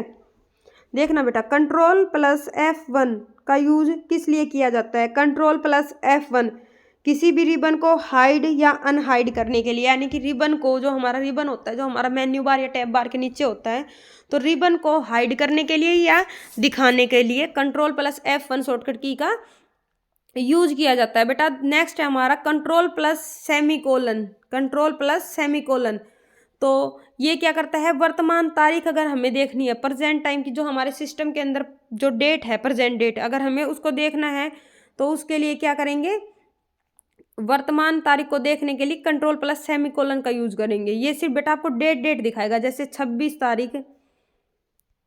26 अगस्त 2024, जैसे हमने ये एक डेट डाल दी, ये डेट हमारे सिस्टम के अंदर है, तो ये क्या करेगा बेटा, हमारी जो प्रेजेंट की जो डेट है सिर्फ उसी डेट को दिखाएगा, ठीक है। नेक्स्ट बेटा हमारा वर्तमान समय यानी कि प्रेजेंट टाइम को दिखाने के लिए Ctrl+Shift+सेमीकोलन का यूज करते हैं। ये क्या करेगा बेटा, जैसे हमारे सिस्टम के अंदर शाम के 9:10 हो गए बेटा, तो ये हमें 21:10 दिखाएगा, ठीक है बेटा। 21 क्यों दिखाएगा, क्योंकि ये शाम का टाइम है, यानी कि ये हम समझ जाएंगे इससे कि ये PM है, ठीक है बेटा। अगर AM होता तो ये हमें 9 दिखाता, 09, ठीक है बेटा। इन चीज़ों को याद रखना। तो अगर आपसे पूछे कि प्रेजेंट डेट दिखाने के लिए Ctrl+सेमीकोलन का यूज करेंगे, अगर आपसे पूछ ले कि प्रेजेंट टाइम दिखाने के लिए, तो Ctrl+Shift+सेमीकोलन का यूज करेंगे, ठीक है बेटा। नेक्स्ट है आपका Ctrl+0, बेटा ये 0 है, ओ मत समझना, ठीक है, 0 है ये। तो कॉलम को हाइड और अनहाइड करने के लिए Ctrl+0 का यूज करेंगे। कोई भी कॉलम है, अगर हमें, जैसे हमारा ये कॉलम है बेटा ABCD, तो अगर हमें B वाला कॉलम अगर हमें हाइड करना है, तो यहाँ पर B वाला हमारा हाइड होकर CDE ये दिखा देगा, सीधा A के बाद CDE, ठीक है। ये कॉलम हमारा हाइड हो जाएगा। इसी प्रकार है हमारा ये वाला Ctrl+9, तो ये क्या करता है, ये रो को हाइड करता है। जैसे हमारी रो है 1 2 3, तो जैसे हमने सेकंड रो को हाइड कर दिया, तो ये क्या करेगा 1 3 4 सीधा ये दिखा देगा, ठीक है बेटा। याद रखना आप इन चीज़ों को। बेटा मैं मतलब पूरी कोशिश करूंगी कि आपको जितनी भी शॉर्टकट कीज़ हैं वो इसी वीडियो के अंदर, जितनी भी शॉर्टकट कीज़ है इसी वीडियो के अंदर आपको याद हो जाए, अलग से आपको बार बार इसको रिवाइज करने की ज़रूरत ना पड़े, ठीक है। कोशिश करूंगी बेटा ये सारी आपको दिखा कर, ठीक है। तो 0 का यूज किया जाएगा आपका बेटा कॉलम को हाइड करने के लिए, और कंट्रोल के साथ 9 का यूज किया जाएगा बेटा रो को हाइड करने के लिए। नेक्स्ट है हमारा Shift+F11, यानी कि नई वर्कशीट को जोड़ने के लिए किस शॉर्टकट की का यूज करेंगे बेटा, नई वर्कशीट को जोड़ने के लिए Shift+F11 का यूज करेंगे। और नई सेकंड बेटा हमारी ये है, ये भी हमारी नई वर्कशीट को जोड़ने के लिए, यानी कि हमारी जो नई वर्कशीट जोड़ने के लिए हमें 2 शॉर्टकट कीज मिली हुई बेटा, दोनों को याद रखना। Shift+F11 ये बेटा हम यूज करेंगे Alt+Shift+F1, ये बेटा मैंने थोड़ी देर पहले भी करवाया था कि नई शीट लेने के लिए 2 शॉर्टकट कीज का यूज करेंगे, ठीक है बेटा। ये दोनों अलग अलग है, इनको याद रखना। फिर दोबारा मैं रिवीजन करवाऊंगी तो उस टाइम पर भी करवा दूंगी, ताकि आपको सारा डाटा याद रहे, ठीक है। नेक्स्ट है बेटा हमारा Ctrl+Spacebar। Ctrl+Spacebar का यूज किस लिए करेंगे, तो कंट्रोल के साथ स्पेस बार का यूज पूरे कॉलम को हाईलाइट या सिलेक्ट करने के लिए, पूरा जो कंप्लीट हमारा कॉलम है, तो कॉलम को, एक जो कॉलम है जैसे हमारा, तो कंप्लीट कॉलम को सिलेक्ट या हाईलाइट करने के लिए कंट्रोल के साथ स्पेस बार का यूज करेंगे। लेकिन बेटा अगर आपसे पूछ ले कि अगर हमें कोई रो को हाईलाइट करना है, जैसे किसी भी रो को अगर हमें हाईलाइट करना है, तो उसके लिए किसका यूज करेंगे, तो शिफ्ट के साथ स्पेस बार का यूज करेंगे, ठीक है बेटा। अगर कंट्रोल के साथ स्पेस बार आए तो कॉलम को हाईलाइट करना, अगर शिफ्ट के साथ स्पेस बार आए बेटा तो पूरी रो को हाईलाइट करना, ठीक है। याद रखना बेटा आप इन चीजों को। नेक्स्ट है बेटा हमारा, अगर हमें पूरी वर्कशीट को हाईलाइट करना है, यानी कि जितने भी रो है हमारी, जितनी भी कॉलम है कंप्लीट की कंप्लीट जो वर्कशीट के अंदर है बेटा, सबको अगर हमें हाईलाइट करना है या सबको सिलेक्ट करना है, तो किस चीज़ का यूज करेंगे, तो कंट्रोल और शिफ्ट दोनों का यूज करेंगे स्पेस बार के साथ, ठीक है। याद रखना वो कैसे बेटा, देखो मैं आपको याद करवाती हूँ। कंट्रोल सी से कॉलम, ठीक है। S से शिफ्ट, R से रो, SRTU, ठीक है। ये अल्फाबेट के अकॉर्डिंग याद रखना बेटा, कैसे भी याद कर लेना आप। और कॉलम और रो मतलब पूरी कॉलम, सभी कॉलम को सभी रो को करेंगे तो ऑटोमेटिक हमारी पूरी वर्कशीट हाईलाइट हो जाएगी। तो उसके लिए क्या करेंगे, ये हमारा कॉलम भी हो गई, ये हमारी रो भी हो गई, और उसके उनको हाईलाइट करने के लिए हमारा स्पेस बार भी हो गया। ठीक है बेटा, तो इस तरीके से याद करना। नेक्स्ट बेटा हमारा F5। तो F5 शॉर्टकट की का यूज़ गो टू के लिए करेंगे। गो टू यानी कि किसी भी हमें स्पेसिफिक कोई हमारी सेल है, कोई भी हमारी वर्कशीट है, अगर हमें उसके ऊपर मूव करना है यानी कि वहाँ जाना है तो उसके लिए F5 का यूज़ किया जाएगा। नेक्स्ट है बेटा हमारा F7। F7 क्या है बेटा, हमारा स्पेल चेक के लिए, यानी कि हमें स्पेलिंग चेक करनी। हमारा एक पैराग्राफ है, ठीक है, कंप्लीट, तो उसके अंदर अगर हमें कोई भी स्पेलिंग चेक करनी है, यानी कि हमने कोई स्पेलिंग, जैसे मैंने कोई नाम लिखा बेटा आपके सामने, मैंने हॉरिजेंटल लिख दिया बेटा, तो उसके अंदर उस पैराग्राफ के अंदर हॉरिजेंटल आपके काफ़ी बार है, और हॉरिजेंटली मैंने आपका गलत टाइप कर दिया, तो मैंने सभी तो गलत टाइप कर दिए ना, ठीक है ना। तो सिर्फ उसी वर्ड को क्या करने के लिए, सही करने के लिए क्या करेंगे, मतलब स्पेल चेक करेंगे कि वहाँ पर कितने स्पेलिंग है जो हॉरिजेंटल लिख रखी है, ठीक है, और उनके ऊपर जाने के लिए फाइंड करेंगे, फिर उसको क्या कर देंगे, Ctrl+H के साथ रिप्लेस कर देंगे, यानी कि उस नाम को हटाकर हॉरिजेंटल को, जो हमारा जो भी सही नाम है उस सही कैरेक्टर को लिखकर उसको वहाँ पर एडिट कर देंगे। ठीक है बेटा। नेक्स्ट हमारा Shift+F7। तो Shift+F7 बेटा, अगर F7 आपसे खाली पूछ ले तो स्पेल चेक के लिए, ठीक है, अगर आपसे पूछ रहे Shift+F7 तो थियोसॉर्स के लिए इसका यूज किया जाता है। थियोसॉर्स यानी कि समानार्थी, यानी कि सिनोनिम्स वर्ड को ढूंढने के लिए। जैसे हमने कोई भी एक स्पेसिफाई वर्ड दे दिया बेटा, कुछ भी वर्ड दे दिया हमने, जैसे हमने एक ट्री दे दिया, ठीक है, या हमने मतलब जैसे इंडिया दे दिया, तो इंडिया से रिलेटेड जितने भी नाम हैं, जैसे आर्यवर्त हुआ, भारत हुआ, जितने भी हमारे नाम हैं वो सभी थियोसॉर्स के अंदर आते हैं। तो ये क्या करेगा, जितने भी उससे रिलेटेड नाम है वो सभी हमें प्रोवाइड करवा देगा। ठीक है। नेक्स्ट है बेटा हमारा Alt+F8। मैक्रो को ओपन करने के लिए, अगर हमें मैक्रो चाहिए बेटा तो उसके लिए Alt+F8 का यूज करेंगे। ठीक है बेटा, ये जितनी भी शॉर्टकट कीज मैंने आपकी स्टार्टिंग में लिख रखी है और बाद में भी लिख रखी है बेटा, सभी आपकी मोस्ट इंपॉर्टेंट है। ठीक है, मतलब शॉर्टकट की नहीं बेटा, ये पूरी की पूरी वीडियो आपकी मोस्ट इंपॉर्टेंट है। इसमें शॉर्टकट की के अलावा कुछ भी नहीं है, सिर्फ कुछ फॉर्मूलाज दिए गए हैं। ठीक है बेटा, और वो आपके एग्जाम से मतलब पूछे गए हैं, उनके अंदर से सवाल उठा रखे हैं एग्जाम के अंदर। तो ये वीडियो आप आराम से देखना, ध्यान से देखना, थोड़ी सी लंबी हो जाएगी, मैं मानती हूँ उस चीज़ को। अगर आपको ये लगे कि भाई मैम धीरे धीरे पढ़ा रही है तो आप थोड़ा सा स्पीड मोड से देख लेना। ठीक है बेटा, लेकिन क्या करना, बिना स्किप की वीडियो को कंप्लीट देखना। अगर आपको ये लगे कि वीडियो अच्छी बनी है, ठीक है, कंटेंट अच्छा है, तो कमेंट जरूर करना। क्या होता है कि बच्चे क्या करते हैं, कुछ बच्चे वीडियो आराम से देखेंगे, कंटेंट भी अच्छा लगा, लेकिन क्या करेंगे, कमेंट नहीं करेंगे। अरे बेटा, अगर आप कमेंट नहीं बताओगे तो मुझे कैसे पता चलेगा कि आपको मेरी वीडियो कैसी लग रही है। ठीक है, उसी के अकॉर्डिंग तो मैं आपकी नेक्स्ट वीडियो बनाऊंगी ना। तो आप कुछ बोलना करो, कुछ थोड़ा बहुत तो बोल दिया करो। नेक्स्ट बेटा हमारा Alt+11। तो Alt+11, अगर Alt के 11 नहीं है बेटा, सॉरी गलत बोल दिया मैंने। Alt के साथ अगर हम इक्वल टू का यूज करते हैं तो वो किस लिए किया जाएगा, ऑटो सम के लिए, यानी कि ऊपर वाली सेल की वैल्यू को ऐड करने के लिए। ऊपर जितनी भी हमारी सेल दे रखी है उन सभी को ऐड करने के लिए, ऑटो सम करने के लिए जितनी भी वैल्यू है उनको सबको ऐड करने के लिए Alt के साथ इक्वल टू का यूज करेंगे। ठीक है बेटा। नेक्स्ट हमारा एंटर। अगर हम MS एक्सेल के अंदर एंटर का यूज करते हैं तो एंटर क्या काम करता है बेटा, हमारा एक सेल नीचे लेकर जाता है। जैसे ये हमारी सेल है, इससे दूसरी सेल जुड़ रही है, ये तीसरी सेल हमारी बेटा, तो एक सेल नीचे ले आएगा एंटर, दूसरी बार प्रेस करेंगे दूसरी सेल नीचे ले आएगा। ठीक है बेटा, समझ गए ना आप बात को।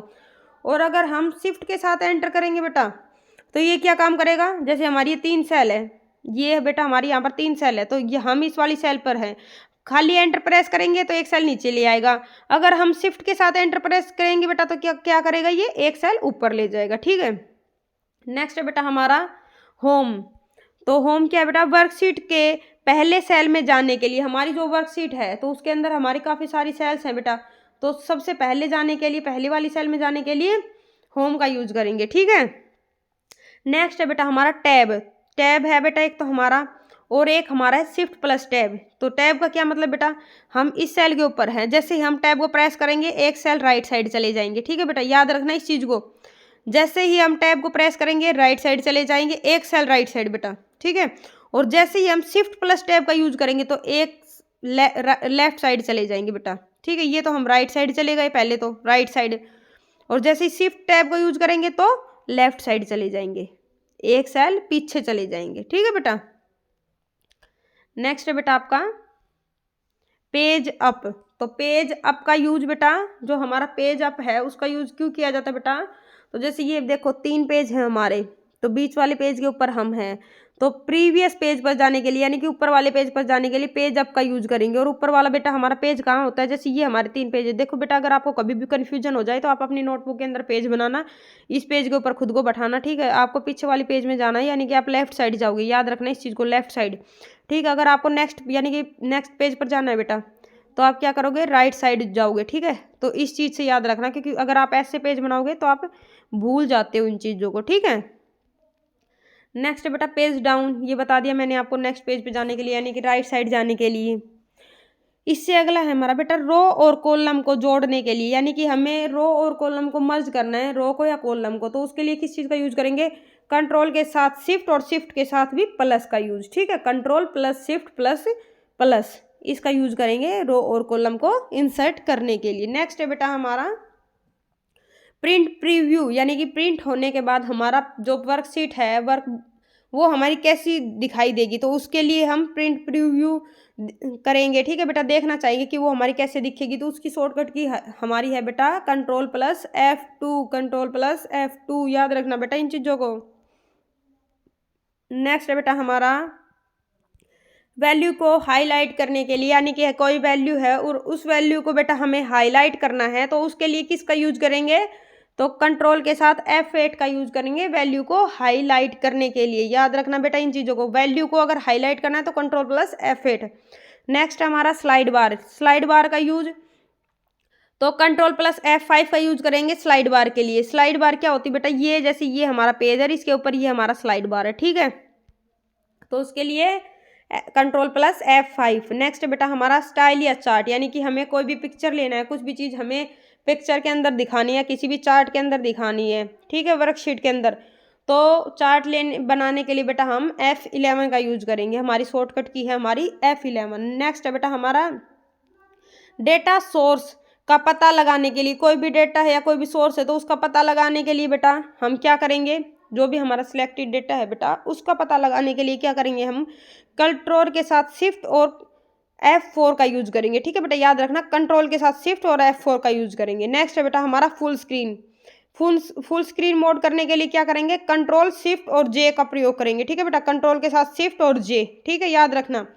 नेक्स्ट है बेटा हमारा कमेंट, अगर हमें कमेंट शो करवाना है तो उसके लिए क्या करेंगे, कंट्रोल प्लस एल्ट प्लस सी, कंट्रोल प्लस एल्ट प्लस सी का यूज करेंगे। ये क्या करेगा बेटा, क्या करेगा बेटा, ये जैसे ये है बेटा हमने 28 ये नंबर लिख रखा है। ठीक है, तो यहाँ पर जो हमने ये निशान बना रखा है बेटा, ये हमारा ये क्या होता है बेटा, ये हमें वैल्यू के बारे में दिखाता है। ठीक है, कि ये वैल्यू किन चीज़ों से मिलकर बनी, कौन कौन सी कॉलम से, तो A1 A2 के मल्टीप्लाई से हमारा 28 बना हुआ है। ठीक है, तो ये इसको बताएगा। ठीक है, नेक्स्ट है बेटा हमारा फंक्शन, फंक्शन के लिए क्या करेंगे बेटा, कंट्रोल प्लस F2। ठीक है, और प्रिंट प्रीव्यू के लिए भी इसी का यूज करेंगे बेटा, याद रखना फंक्शन प्रिंट प्रीव्यू के लिए कंट्रोल प्लस F2 का यूज करेंगे। ठीक है, नेक्स्ट हमारा बेटा क्लियर सेल, अगर हमें किसी सेल को क्लियर करना है, यानी कि सेल के अंदर का डाटा खत्म करना है, सिर्फ सेल के अंदर का डाटा, तो बैक स्पेस का यूज करेंगे।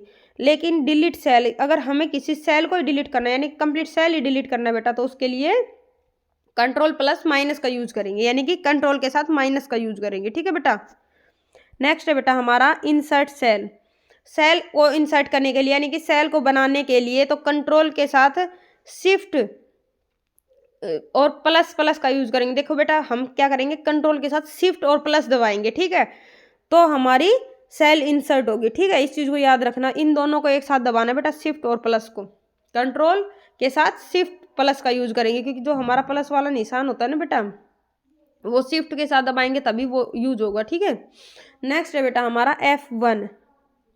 F1 क्या है बेटा, देखो हमारी फंक्शंस की होती है जो कीबोर्ड के ऊपर स्टार्टिंग में लिखी हुई होती है ना, F1 से लेकर F12 तक। ठीक है, वो सारी की सारी हमारी क्या है, फंक्शंस की है बेटा, तो उनके भी अलग अलग मतलब या वो यूज़ करने के अलग अलग तरीके होते हैं। जैसे हमारा F5 होता है, F4 होता है। ठीक है बेटा, तो वो मैं सारा आपको बताऊंगी।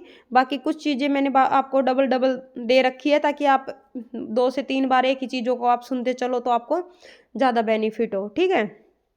तो हमारा F1 है हेल्प मेन्यू के लिए, F2 हमारा है एडिट सेल यानी कि सेल को एडिट करने के लिए, F3 है बेटा हमारा नेम पेस्ट यानी कि नेम को पेस्ट करने के लिए, F4 हमारा बेटा ये हमारा इम्पोर्टेंट है F4 बेटा, F4 हमारा होता है रीडू और अंडू के लिए यानी कि रिपीट लास्ट एक्शन के लिए। और अगर आपसे पूछे कि रीडू और अंडू को कितने टाइम तक यूज़ किया जा सकता है बेटा, तो 100 टाइम तक यूज़ किया जा सकता है, ठीक है बेटा, याद रखना इस चीज़ को। नेक्स्ट है आपका F5 का यूज़ बेटा किस लिए किया जाता है, तो गो टू यानी कि किसी भी एक स्पेसिफिक सेल पर जाने के लिए F5 का यूज़ किया जाएगा आपका, ठीक है। नेक्स्ट होगा बेटा आपका F6 यानी कि नेक्स्ट पेन पर जाने के लिए। एक आपका ये मोस्ट इम्पोर्टेंट है बेटा F7, तो F7 का यूज़ आपका वर्तनी त्रुटि के लिए यानी कि हमारा जो पैराग्राफ है स्पेल चेक के लिए उसके अंदर कौन सी स्पेलिंग गलत है तो उसके लिए F7 का यूज़ किया जाएगा। F8 का यूज़ होगा हमारा एंटर एक्सटेंडेड मोड यानी कि एक्सटेंडेड मोड को एंटर करने के लिए, ठीक है बेटा। F9 हमारा होता है रिकैलकुलेशन एवरी वर्कबुक यानी कि प्रत्येक वर्कबुक को रिकलेक्शन करने के लिए।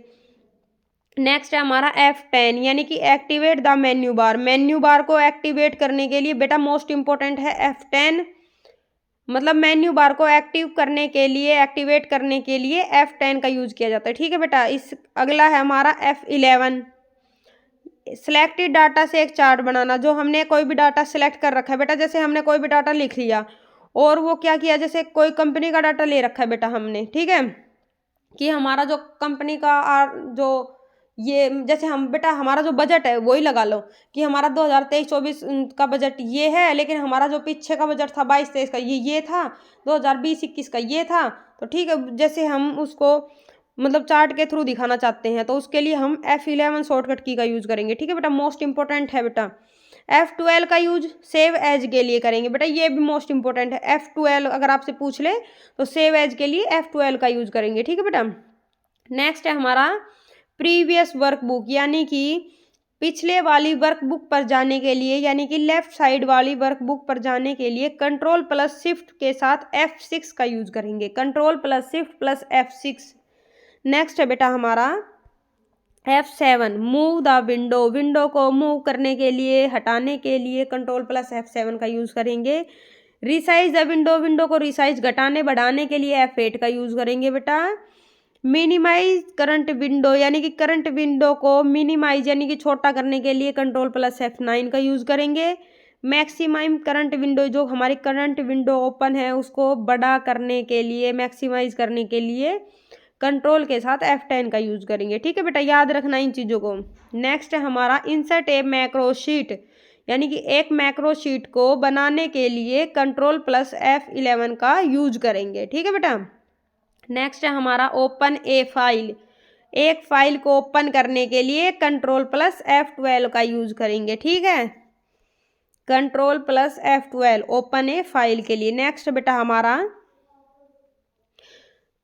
ये बेटा ये भी हमारा मोस्ट इंपॉर्टेंट है, देखना इसको आराम से देखना बेटा। रो कॉलम के लेबल को नया नाम देने के लिए, इसका क्या मतलब बेटा, कंट्रोल प्लस शिफ्ट के साथ F3 का यूज करेंगे रो और कॉलम के लेबल को कोई भी नया नाम देने के लिए यानी कि रीनेम करने के लिए। जैसे हमारा जो ये कॉलम है हमारा ABCD, तो ABCD की जगह बेटा हमें नाम लिखना है मंडे टू संडे, ठीक है, ये सब कुछ लिख दिया, मंडे ट्यूसडे वेडनेसडे लिख दिया ये। फिर हमारा 1 2 3 है, तो 1 2 3 की जगह जैसे हमने लिखना है बेटा क्लास 11 के स्टूडेंट हुए, जैसे क्लास 12, ठीक है, क्लास 9th क्लास 7th ये लिखना है। तो इनको रीनेम करने के लिए 1 2 3 की जगह ये चीज़ें लिखने के लिए और ABC की जगह हमारा वीकली नेम लिखने के लिए control plus shift plus F3 का यूज़ करेंगे बेटा, मोस्ट इंपॉर्टेंट है, आपका काफ़ी बार एग्जाम के अंदर पूछा जा चुका है। तो जो भी बेटा मैंने जिनके ऊपर तो स्टार बना रखा है वो तो आपको देखने हैं, इसके अलावा ये भी देखने हैं आपको जो जिनके ऊपर नहीं लगा रखा, ठीक है। पूरी क्लास ही आपकी इंपॉर्टेंट है बेटा, ये नहीं है कि जो स्टार लगा दिया सिर्फ वो ही करके जाओ आप। नेक्स्ट है बेटा आपका control plus shift plus F12, तो बेटा ये प्रिंट वर्कशीट यानी कि एक वर्कशीट को प्रिंट करने के लिए, जो हमारी वर्कशीट ओपन है उसको प्रिंट करने के लिए control plus shift plus F12 का यूज करेंगे। चार्ट लेना है बेटा आपको Alt plus F1, save as करना है Alt+F2 बेटा। एग्जिट एक्सेल करना है यानी कि एक्सेल से बाहर निकलना है आपको तो Alt+F4, ठीक है।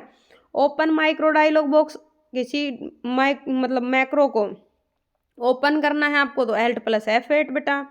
क्रिएट ए न्यू वर्कशीट, एक न्यू वर्कशीट को बनाने के लिए Alt+Shift+F1 का यूज करेंगे। क्रिएट ए न्यू वर्कशीट, एक नई वर्कशीट बनाने के लिए Alt+Shift+F1 का यूज करेंगे, ठीक है बेटा। Save the current worksheet, current worksheet को सेव करने के लिए, जो हमने वर्कशीट जो हमारी फिलहाल के टाइम है उसको सेव करने के लिए Alt+Shift+F2 का यूज करेंगे, ठीक है बेटा। नेक्स्ट बेटा हमारा अप्लाइज एक्सपोन, एक मिनट रुको बेटा। नेक्स्ट है हमारा अप्लाइज एक्सपोनेंशियल फॉर्मेटिंग के लिए हम यूज करेंगे Ctrl+Shift+ बेटा कैरेट का, बेटा ये इस सिंबल का यूज करेंगे, ठीक है। तो ये जो सिंबल दे रखे हैं तो मैंने सभी का नाम लिख रखा है, ठीक है बेटा आपका। नेक्स्ट हमारा current region around the active cell, तो उसके लिए बेटा यूज करेंगे Ctrl+Shift+ एस्ट्रिक का बेटा। ये देखो हमारा जो स्टार के जैसा साइन होता है ना, ये इसको एस्ट्रिक बोलते हैं बेटा, ठीक है। एक वीडियो में बताया भी था मैंने पहले आपको, तो उसका यूज करेंगे। जो हमारा करंट रीजन है अराउंड सेल का, जो अभी हमने एक्टिव सेल कर रखी है, कोई एक्टिव सेल है तो उसका जो हमारा अराउंड रीजन है उसके लिए किसका यूज करेंगे Ctrl+Shift+ एस्ट्रिक यानी कि स्टार का, ठीक है। नेक्स्ट बेटा हमारा place border around selected cell, selected cell के अराउंड प्लेस बॉर्डर करने के लिए बेटा, यानी कि बॉर्डर बनाने के लिए जो हमने सिलेक्ट सेल कर रखी है और उसको कोई बॉर्डर देना है तो उसके लिए Ctrl+Shift+ एंड का यूज करेंगे। ये बेटा हमारा एंड का सिंबल होता है, ठीक है। तो Ctrl+Shift+ एंड का यूज करेंगे। नेक्स्ट बेटा हमारा रिमूव ए बॉर्डर, यानी कि बॉर्डर को हटाने के लिए तो Ctrl+Shift+ माइनस का यूज करेंगे। माइनस नहीं है बेटा, ये आपका अंडरस्कोर है क्योंकि नीचे दिया गया है। जैसे ये प्लस लिख रखा है तो प्लस से नीचे, ये बेटा नीचे दिया जाता है, ये हमारा अंडरस्कोर होता है, ठीक है। Ctrl+Shift+_। नेक्स्ट है बेटा हमारा Ctrl+Shift++ इंसर्ट ए सेल, एक सेल को बनाने के लिए Ctrl+Shift++ का यूज करेंगे, ठीक है। याद रखना बेटा ये इसकी शॉर्टकट की है। नेक्स्ट बेटा आपका delete content of the currently active cell, जिस सेल के ऊपर करंट के टाइम पे हम एक्टिव है, जो हमारी एक्टिव सेल है उसका कंटेंट डिलीट करने के लिए किस शॉर्टकट की का यूज करेंगे तो Ctrl+- का यूज करेंगे, ठीक है बेटा। नेक्स्ट है आपका copies value from cell above, यानी कि वैल्यू को कॉपी करने के लिए किस चीज़ का यूज करेंगे बेटा तो Ctrl+Shift+ डबल कोट्स का यूज करेंगे। ये बेटा हमारा डबल कोट्स होता है, ठीक है, याद रखना। Applies time formatting, time formatting को अप्लाइज करने के लिए बेटा करंट वो Ctrl+Shift+@ का यूज करेंगे। ये हमारा @ का सिंबल है, ठीक है बेटा। जो हमारा मेल आईडी बनाते हैं तो उसके अंदर हम लिखते हैं @.com, ठीक है, वो @ है Ctrl+Shift+@, ठीक है। अप्लाइज कोमा फॉर्मेटिंग, यानी कि कोमा फॉर्मेटिंग को अप्लाई करना है बेटा, तो उसके लिए किसका यूज करेंगे बेटा तो Ctrl+Shift+ एक्सक्लेमेटरी का यूज करेंगे बेटा, इस साइन का यूज करेंगे। जैसे ये हमने जो कोमा दे रखा है ना 1 लाख के ऊपर, तो उसके लिए Ctrl+Shift+ एक्सक्लेमेटरी का यूज करेंगे, ठीक है बेटा। नेक्स्ट है हमारा अप्लाइज करेंसी फॉर्मेटिंग, यानी कि करेंसी फॉर्मेटिंग को अप्लाई करने के लिए डॉलर का यूज किया जाएगा, ठीक है, जैसे Ctrl+Shift+$। याद रखना बेटा ये, ठीक है। ये फॉर्मूला बार के अंदर ही मिलेंगे बेटा ये सभी आपको, ठीक है। और इनको याद कर लेना क्योंकि एग्जाम के अंदर मतलब पूछे जाते हैं, ऐसा भी नहीं है कि पूछे नहीं जाते, ये पूछे जाते हैं। तो बेटा आप इनके नाम से ही वैसे तो आप याद कर लो कि भैया @ का यूज टाइम के लिए किया जाता है, ठीक है। और उसका अगर आपसे पूछे करेंसी के लिए तो डॉलर का यूज किया जाता है, तो ये आप इजीली याद कर लोगे बेटा। नेक्स्ट है अप्लाई डेट फॉर्मेटिंग, यानी कि डेट फॉर्मेटिंग को अप्लाई करने के लिए बेटा Ctrl+Shift+ हैज का यूज किया जाता है। ये हमारा जो हैज होता है ना, ये हमारा हैज का साइन होता है बेटा, तो इसका यूज किया जाता है, ठीक है।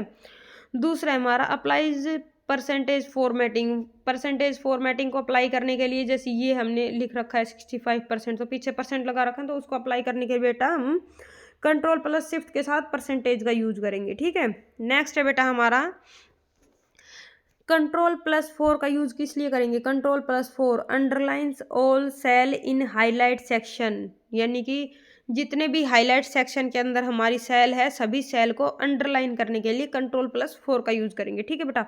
स्टिक थ्रो के लिए Ctrl+5 का यूज़ करेंगे। स्टिक थ्रो क्या होता है बेटा, जैसे हमने ये ABC लिख रखा है, आपको कंप्यूटर के अंदर दिखाता भी बेटा, जैसे हम विंडो को ओपन रखते हैं ना, इसको MS एक्सेल की शीट को अंदर ओपन रखते हैं या वर्क की शीट को रखते हैं बेटा, तो उसके अंदर ये ABCD के बीच से एक लाइन जाएगी, ठीक है। कोई भी डेटा लिखेंगे, जैसे हमने लिख दिया, हमारी कोई लाइन है बेटा, हमने एक मतलब पैराग्राफ लिख रखा है, तो उसके अंदर हमारा एक सेंटेंस गलत हो गया।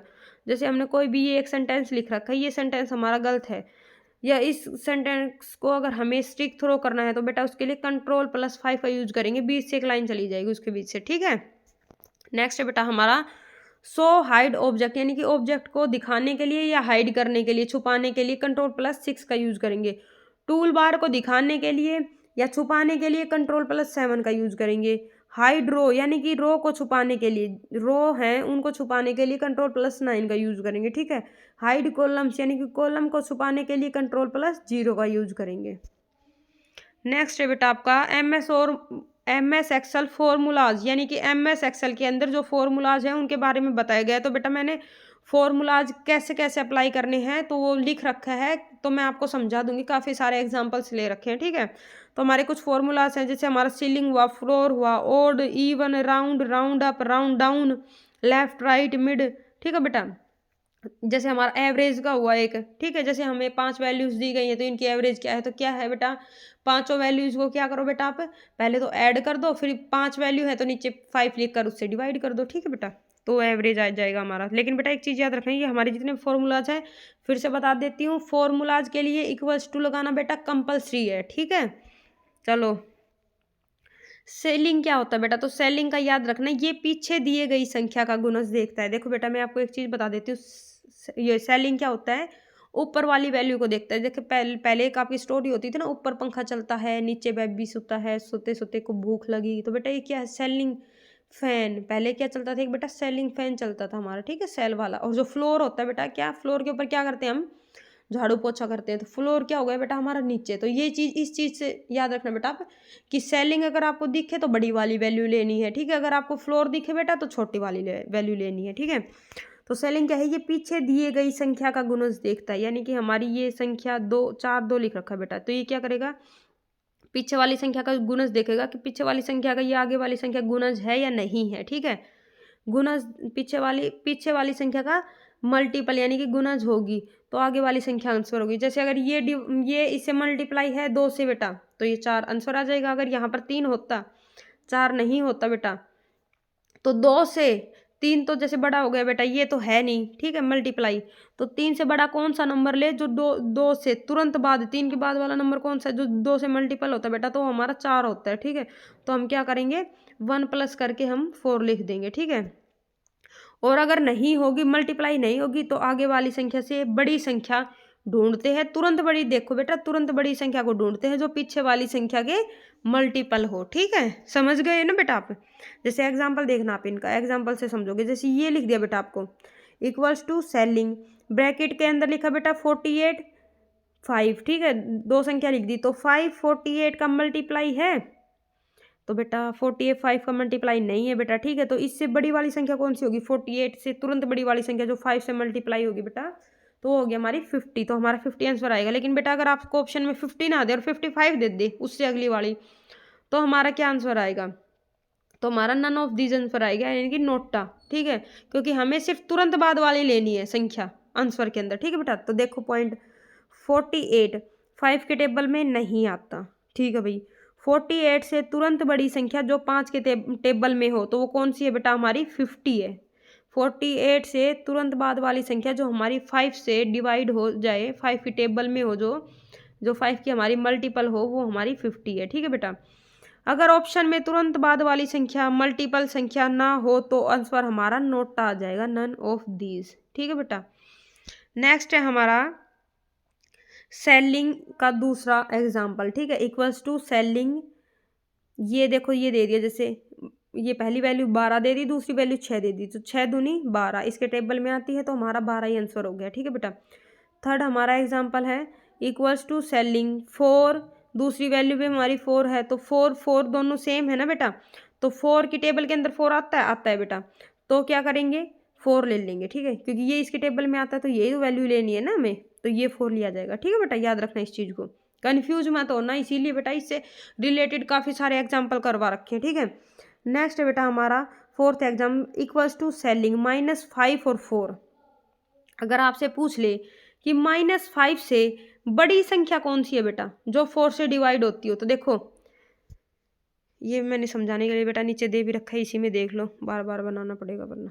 देखो इक्वल्स टू सेलिंग -5, सेकेंड संख्या हमारी 4, तो 4 से -5 से बड़ी संख्या कौन सी है बेटा, तो -5 से बड़ी संख्या हमारी -4 है जो 4 से डिवाइड हो जाएगी, ठीक है बेटा।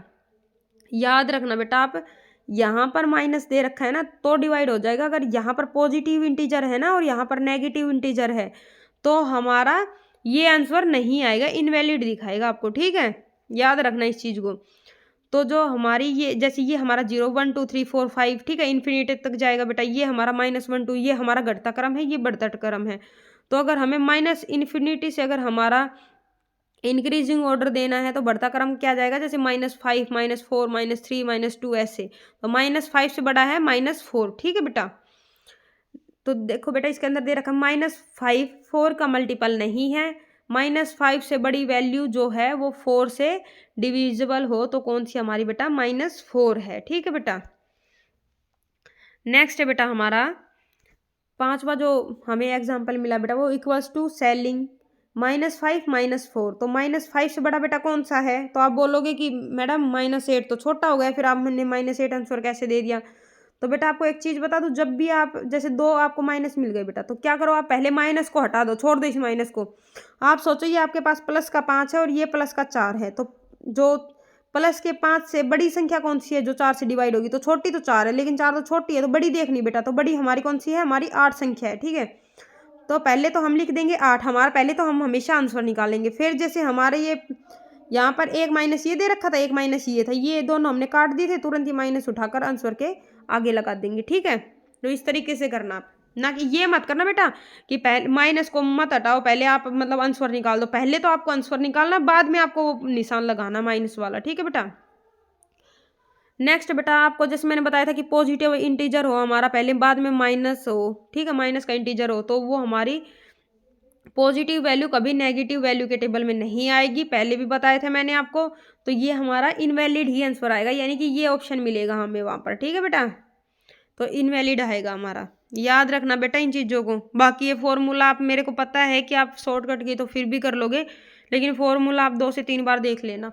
बाकी आप एक काम करना, PDF से रिवाइज कर लेना, हर चीज़ समझाने के लिए बेटा मैंने दे रखी है, ठीक है बेटा। एक चीज़ गलत हो गई यहाँ पर, ये बड़ी वैल्यू नहीं आएगी, यहाँ पर आएगी बड़ी सेलिंग वैल्यू नहीं आएगी बेटा, यहाँ पर आएगी आपकी छोटी और फ्लोर लिखा आएगा बेटा। ये चीज़ आप प्लीज़ इसके अंदर नोट कर लेना, ये एक चीज़ नोट कर लेना बेटा, ठीक है। यहाँ पर छोटी और फ्लोर वैल्यू आएगी, बाकी तो ये मैंने काट रखा, आप ये तो समझ जाओगे कि यहाँ पर काट रखा है, ठीक है। सेम वही है बेटा फ्लोर के अंदर भी, ये पीछे दिए गई संख्या का गुणज, ठीक है, मल्टीप्लाई को देखता है, यदि आगे वाली संख्या पीछे वाली संख्या का मल्टीपल होगी तो आगे वाली संख्या ही आंसर होगी बेटा। ये हमारी लाइन सेम है उसके, और इसके अंदर ये वाली लाइन बेटा हमारी अलग है, ठीक है। नहीं तो आगे वाली संख्या से छोटी संख्या ढूंढते हैं जो पीछे वाली संख्या के मल्टीपल हो, यानी कि आगे वाली से जस्ट छोटी संख्या देखेंगे जो पीछे वाली से मल्टीपल हो, ठीक है बेटा। और उसके अंदर सीलिंग के अंदर क्या करते थे, बड़ी वाली देखते थे। तो बेटा प्लीज़ यहाँ पर आप प्लीज़ नोट कर लेना, ये यहाँ पर आपका फ्लोर आएगा, ठीक है, यानी कि छोटी संख्या, नोट कर लेना बेटा। ये जैसे आपका एग्जाम्पल दे रखा है बेटा, तो पहला एग्जाम्पल है आपका, 1 मिनट रुको ऊपर कर लेती हूँ।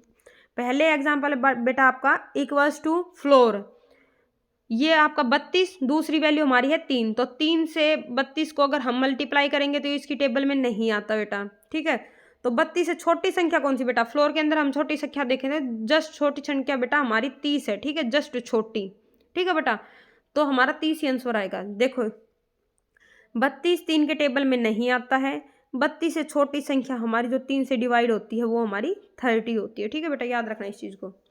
सेकेंड है बेटा हमारा इक्वल्स टू फ्लोर, यानी कि अगर आपको दे दे -32 और दूसरी संख्या अगर हमारी दे दे 3, तो ये कैसे होगा बेटा, तो -32 से जस्ट छोटी संख्या देखेंगे जो 3 से डिवाइड हो, तो -32 से छोटी कौन सी आपकी, बताओ। आप बोलोगे मैडम -32 से छोटी आपकी है -33, ठीक है। तो क्या करोगे, -33 को 3 से डिवाइड कर दोगे, ठीक है बेटा, तो आपका आ गया 33। नेक्स्ट बेटा इक्वल्स टू फ्लोर, आपको दे दे -32 और दूसरी भी दे दे आपको माइनस की। दोनों अगर आपको माइनस की दे दे तो क्या करें, दोनों संख्या अगर आपको माइनस की दे दे तो बेटा माइनस माइनस को पहले हटा दो।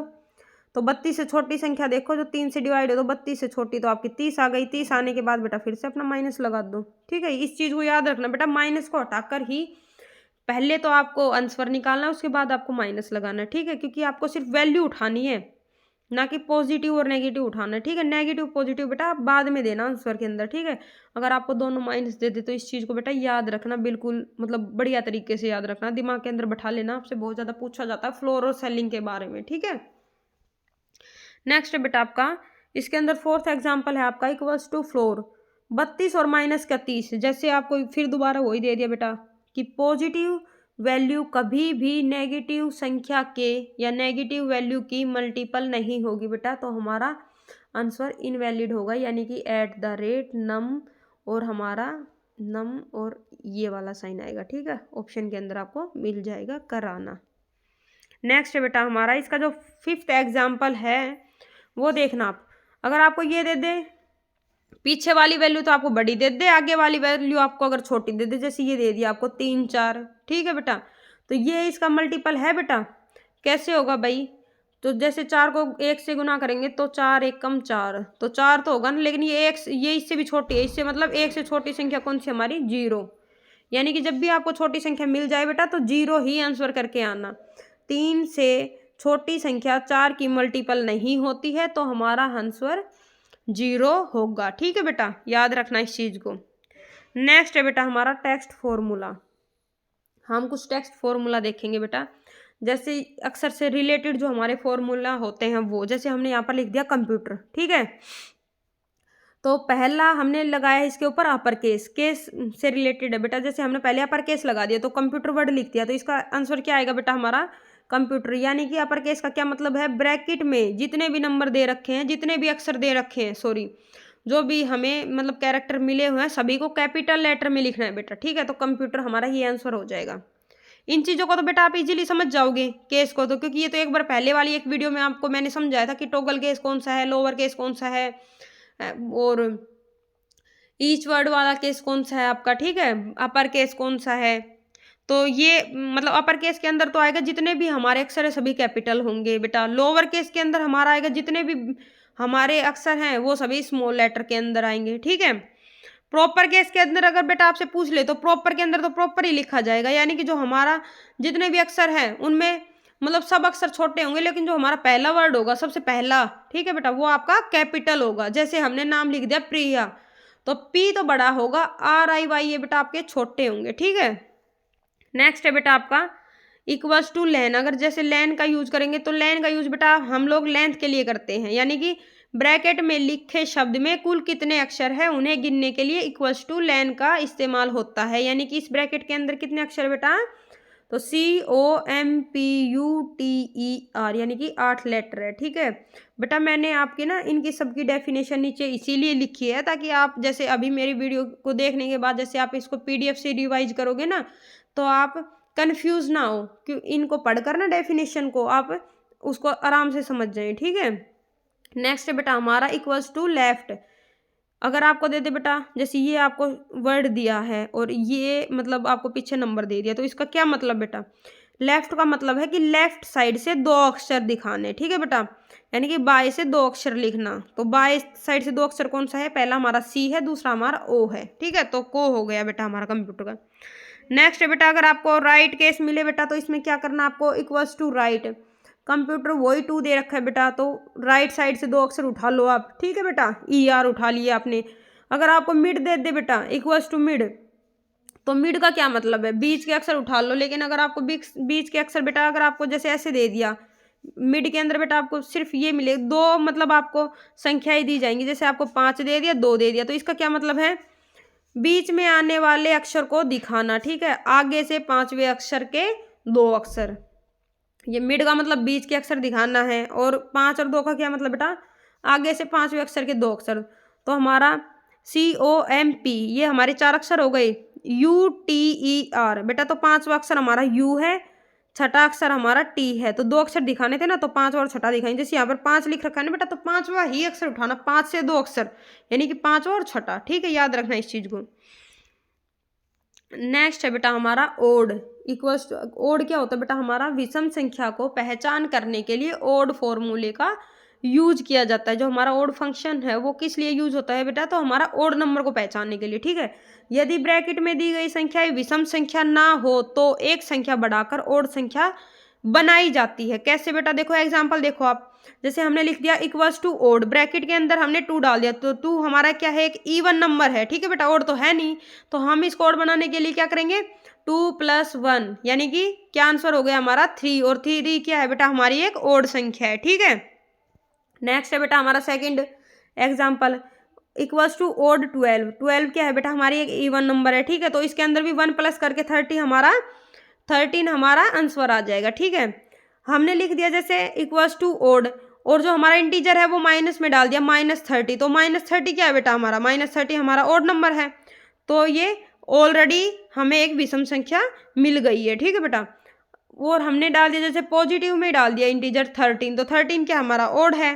ठीक है बेटा, तो ये भी ऑलरेडी संख्या। बेटा ओड नंबर हमारे कौन से होते हैं, जैसे 1 हमारा ओड है, 2 को छोड़कर फिर 3, जैसे एक नंबर को छोड़कर जितने भी नंबर है बेटा वो हमारे ओड है। जैसे 1, 3, 5, 7, 9, 11। ठीक है बेटा, 13, ये हमारे ओड नंबर है। नेक्स्ट है बेटा हमारा ओड -12। जैसे हमें अगर मिल गया कि अगर हमें माइनस का इंटीजर मिल गया और वो अगर हमारा इवन है, तो हम उसको ओड कैसे बनाएंगे बेटा, तो देखो यहाँ पर -12 ओड नंबर नहीं है। ठीक है, तो माइनस को तो हम साइड में रख देंगे, बताया था ना जैसे बेटा पिछले जो फॉर्मूला के अंदर मैंने आपको बताया था कि माइनस को साइड में रखो, तो 12 से एक नंबर बड़ा कौन सा आएगा बेटा, हमारा 13। ठीक है, पहले हमें आंसर निकालना है, पहले 13 आंसर मिल गया हमें, और अब क्या करेंगे, अब 13 के आगे माइनस का साइन लगा देंगे, तो ओड -12 का क्या आंसर आएगा बेटा, -13 आंसर आएगा। ठीक है, याद रखना बेटा इस चीज को।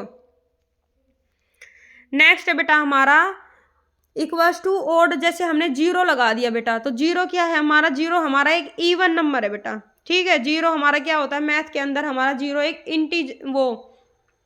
इवन इंटीजर होता है बेटा, याद रखना इस चीज को। तो इसके अंदर क्या करेंगे, 0 के साथ भी हम 1 जोड़ना है ना बेटा हमें। 1 मिनट बेटा, 1 मिनट होल्ड करना।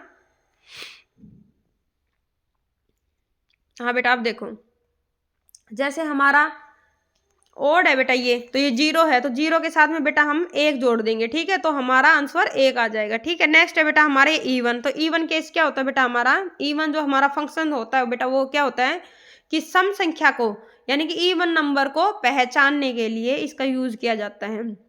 यदि ब्रैकेट में दी गई संख्या इवन नंबर है, तो एक संख्या इवन नंबर नहीं है बेटा, तो एक संख्या बढ़ाकर हम इवन नंबर लेंगे। ठीक है, जैसे हमें पहला एग्जाम्पल मिला है इक्वल्स टू इवन 11, तो 11 क्या है, हमारी एक ओड नंबर है, तो 11 के साथ +1 कर देंगे बेटा, तो ये क्या हो जाएगा, 11 + 1 इक्वल्स टू हमारा बेटा 12 हो जाएगा। ठीक है, नेक्स्ट सेकंड है हमारा बेटा इक्वल्स टू इवन -20, तो -20 भी हमारा एक इवन नंबर है, तो ये हमारा ऑलरेडी हमें पहले से इवन मिला हुआ है, तो हम इसी को एज इट इज लिखेंगे। ठीक है, नेक्स्ट है बेटा हमारा -23, तो 23 क्या है बेटा, हमारा एक ओड नंबर है, तो माइनस को तो हम साइड में रख देंगे, पहले तो 23 लिखेंगे, एक उसके अंदर ऐड करेंगे, 24 हमारा आंसर आएगा, बाद में इसके अंदर माइनस जोड़ देंगे। ठीक है, लगा देंगे साइन माइनस का। नेक्स्ट है बेटा हमारा -26, तो 26 क्या है हमारा, -26 हमारा ऑलरेडी एक इवन नंबर है, तो एज इट इज लिखेंगे। लेकिन बेटा अगर आपसे पूछ ले कि इवन और ब्रैकेट के अंदर 0 दे दे बेटा, तो 0 भी हमारा एक इवन नंबर है। ठीक है, याद रखना बेटा 0 हमारा इवन नंबर है, उसको ओड के अंदर काउंट मत करना। नेक्स्ट है बेटा हमारा राउंड फंक्शन क्या है, देखो बेटा राउंड का मतलब क्या होता है बेटा, मतलब किसी भी एरिया के आसपास। ठीक है, जो संख्या ब्रैकेट में होगी उसे राउंड ऑफ किया जाता है। ठीक है बेटा, उसी ब्रैकेट में कॉमा के बाद दी गई संख्या के अनुसार। देखो बेटा मैं आपको एग्जाम्पल से समझाऊंगी, क्योंकि आप इसको डेफिनेशन से नहीं समझोगे। जैसे हमने फॉर्मूला लगाया हमारा इक्वल्स टू राउंड, फिर हमने एक ये वैल्यू दे दी। ठीक है, तो इस वैल्यू का क्या मतलब बेटा 16.387। ठीक है बेटा, और कॉमा लगाकर हमने 1 लिख दिया। इसका क्या मतलब बेटा कि पॉइंट के बाद हमें सिर्फ 1 नंबर लेना है। ठीक है बेटा, क्या मतलब इसका, पॉइंट के बाद सिर्फ 1 नंबर लेना है। तो 16 तो हमारा एज इट इज रहेगा, पॉइंट के बाद 1 नंबर लेना है, तो ये हमारा 387 है। तो हम कौन कौन सी संख्या ले सकते हैं बेटा, एक तो हम 300 ले सकते हैं बेटा यहाँ पर, एक हम 400 लेंगे। तो हमारा 387 किसके ज़्यादा नज़दीक है, तो 400 के नज़दीक है ना बेटा। तो हम क्या लिख देंगे यहाँ पर 4 लिख देंगे, डबल जीरो बेटा नहीं लिखना। क्यों नहीं लिखना, क्योंकि पॉइंट के बाद जीरो का कोई मतलब महत्व ही नहीं होता, कोई वैल्यू नहीं होती जीरो की। तो 16.4 हमारा आंसर होगा। यानी कि पॉइंट के बाद अगर हम राउंड फॉर्मूले का यूज करेंगे बेटा, तो पॉइंट के बाद जो हमें वैल्यू मिली हुई है उसको राउंड ऑफ फिगर के अंदर जितनी नंबर हमें दे रखे, जैसे 1 दे रखा, 2 दे रखा है तो 2 नंबर लिखेंगे, 1 दे रखा है तो 1 नंबर लिखेंगे। ठीक है बेटा, इस चीज को याद रख लेना। क्या दे रखा बेटा, पॉइंट के बाद केवल एक संख्या आनी चाहिए, ताकि बाकी को सभी को जीरो बना दो। ठीक है बेटा, जैसे ये भी हमारे यही दे रखा है यहाँ पर 39 पॉइंट्स लिखो। मैं इसको ना आराम से ही समझा देती हूँ, कभी आपको ऊपर वाला समझ में ही ना आया हो। देखो जैसे हमने फॉर्मूला लगाया इक्वल्स टू राउंड। ठीक है बेटा, तो हमें वैल्यू दी गई है बेटा ये, यानी कि 39। तो 39 को तो बेटा हटा ही दो आप, यहाँ पर पीछे 1 लिख रखा है, यानी कि हमें पॉइंट के बाद सिर्फ 1 नंबर लेना है। तो 683 इसको हम कैसे लिख सकते हैं, या तो हम इसको 600 लिख सकते हैं या हम इसको 700 लिख सकते हैं बेटा। तो एक बात बताओ, 683 किसके ज़्यादा नज़दीक है बेटा, 600 के नज़दीक है या 700 के, 700 के है ना। तो बेटा हम इसका सिर्फ 7 लेंगे, 1 नंबर लिखना है तो 7 लेंगे। ठीक है बेटा, 2 नंबर लिखने होते तो भी मैं आपको बताऊंगी अभी क्या करना है। पहले एक चीज़ और देखो आप, जैसे बेटा आपको 1 नंबर लिखना है और यहाँ पर आपको 50 दे दिया, यानी कि 650।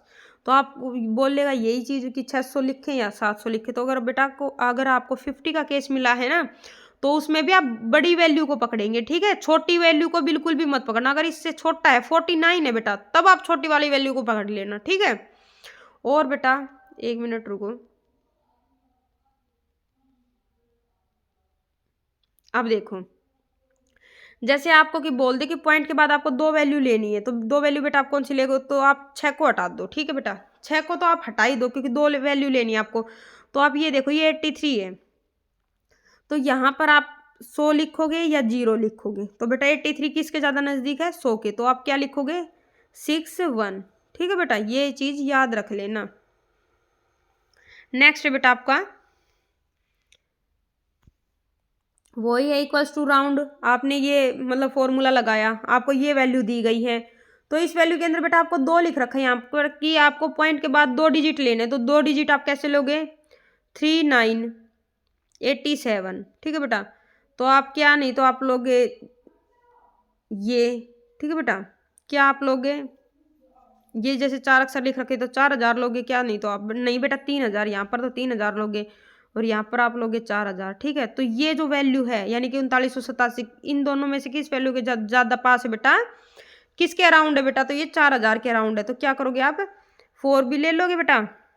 वैसे तो बेटा मतलब पॉइंट के बाद 0 का कोई महत्व नहीं होता। ठीक है बेटा, तो आप क्या करोगे, अगर आपको 2 ही वैल्यू लिखनी है तो आप 40 लिख देना, अगर आपको 1 वैल्यू लिखनी है तो 4 लिख देना, अगर आपको 3 वैल्यू लिखनी है तो 400 लिख देना, 4 वैल्यू लिखनी है तो 440 लिख देना। ठीक है बेटा, 4 वैल्यू लिखनी है तो बेटा 4000 लिख देना। ठीक है, 4000। ठीक है बेटा, नेक्स्ट है बेटा आपका एग्जाम्पल इक्वल्स टू राउंड। ये आपकी दी गई बेटा, मेरे अकॉर्डिंग आप ये समझ गए होंगे। ठीक है, अगली क्लास को लगाती हूँ, अगली क्लास बोल रही हूँ बेटा, अगला आपका फंक्शन लगाती हूँ। ठीक है, देखो ये देखो आप ये वाला देख लो, वो तो सेम ही था आपका 50 वाला मैंने पहले करवा दिया था। अगर आपको 50 का केस मिले तो क्या करना है, बड़ी वाली वैल्यू को लेना है। ठीक है, नेक्स्ट है बेटा हमारा इक्वल्स टू राउंड, यानी कि ये वाला फॉर्मूला लगाएंगे। ये हमारी वैल्यू है, पीछे हमें 0 दे रखा है, यानी कि हमें पॉइंट के बाद कोई भी वैल्यू नहीं लिखनी। तो बेटा पॉइंट के बाद क्या दे रखा है, हमें 63 दे रखा है। ठीक है, तो 50 से बड़ा है बेटा, तो 44 लिख देंगे। ठीक है बेटा, क्योंकि 43 भी लिख सकते हैं 44, इन दोनों में से एक चीज़ को चूज करेंगे। लेकिन 43.63 लिख रखा है बेटा, तो क्या करेंगे, 44 इससे बड़ा है, वो इसके मतलब बड़ा नहीं है बेटा, इसके बिल्कुल नज़दीक है। ठीक है, इसलिए 44 को चूज करेंगे। ठीक है, यानी कि 0 का मतलब है पॉइंट के बाद कोई भी संख्या नहीं होनी चाहिए।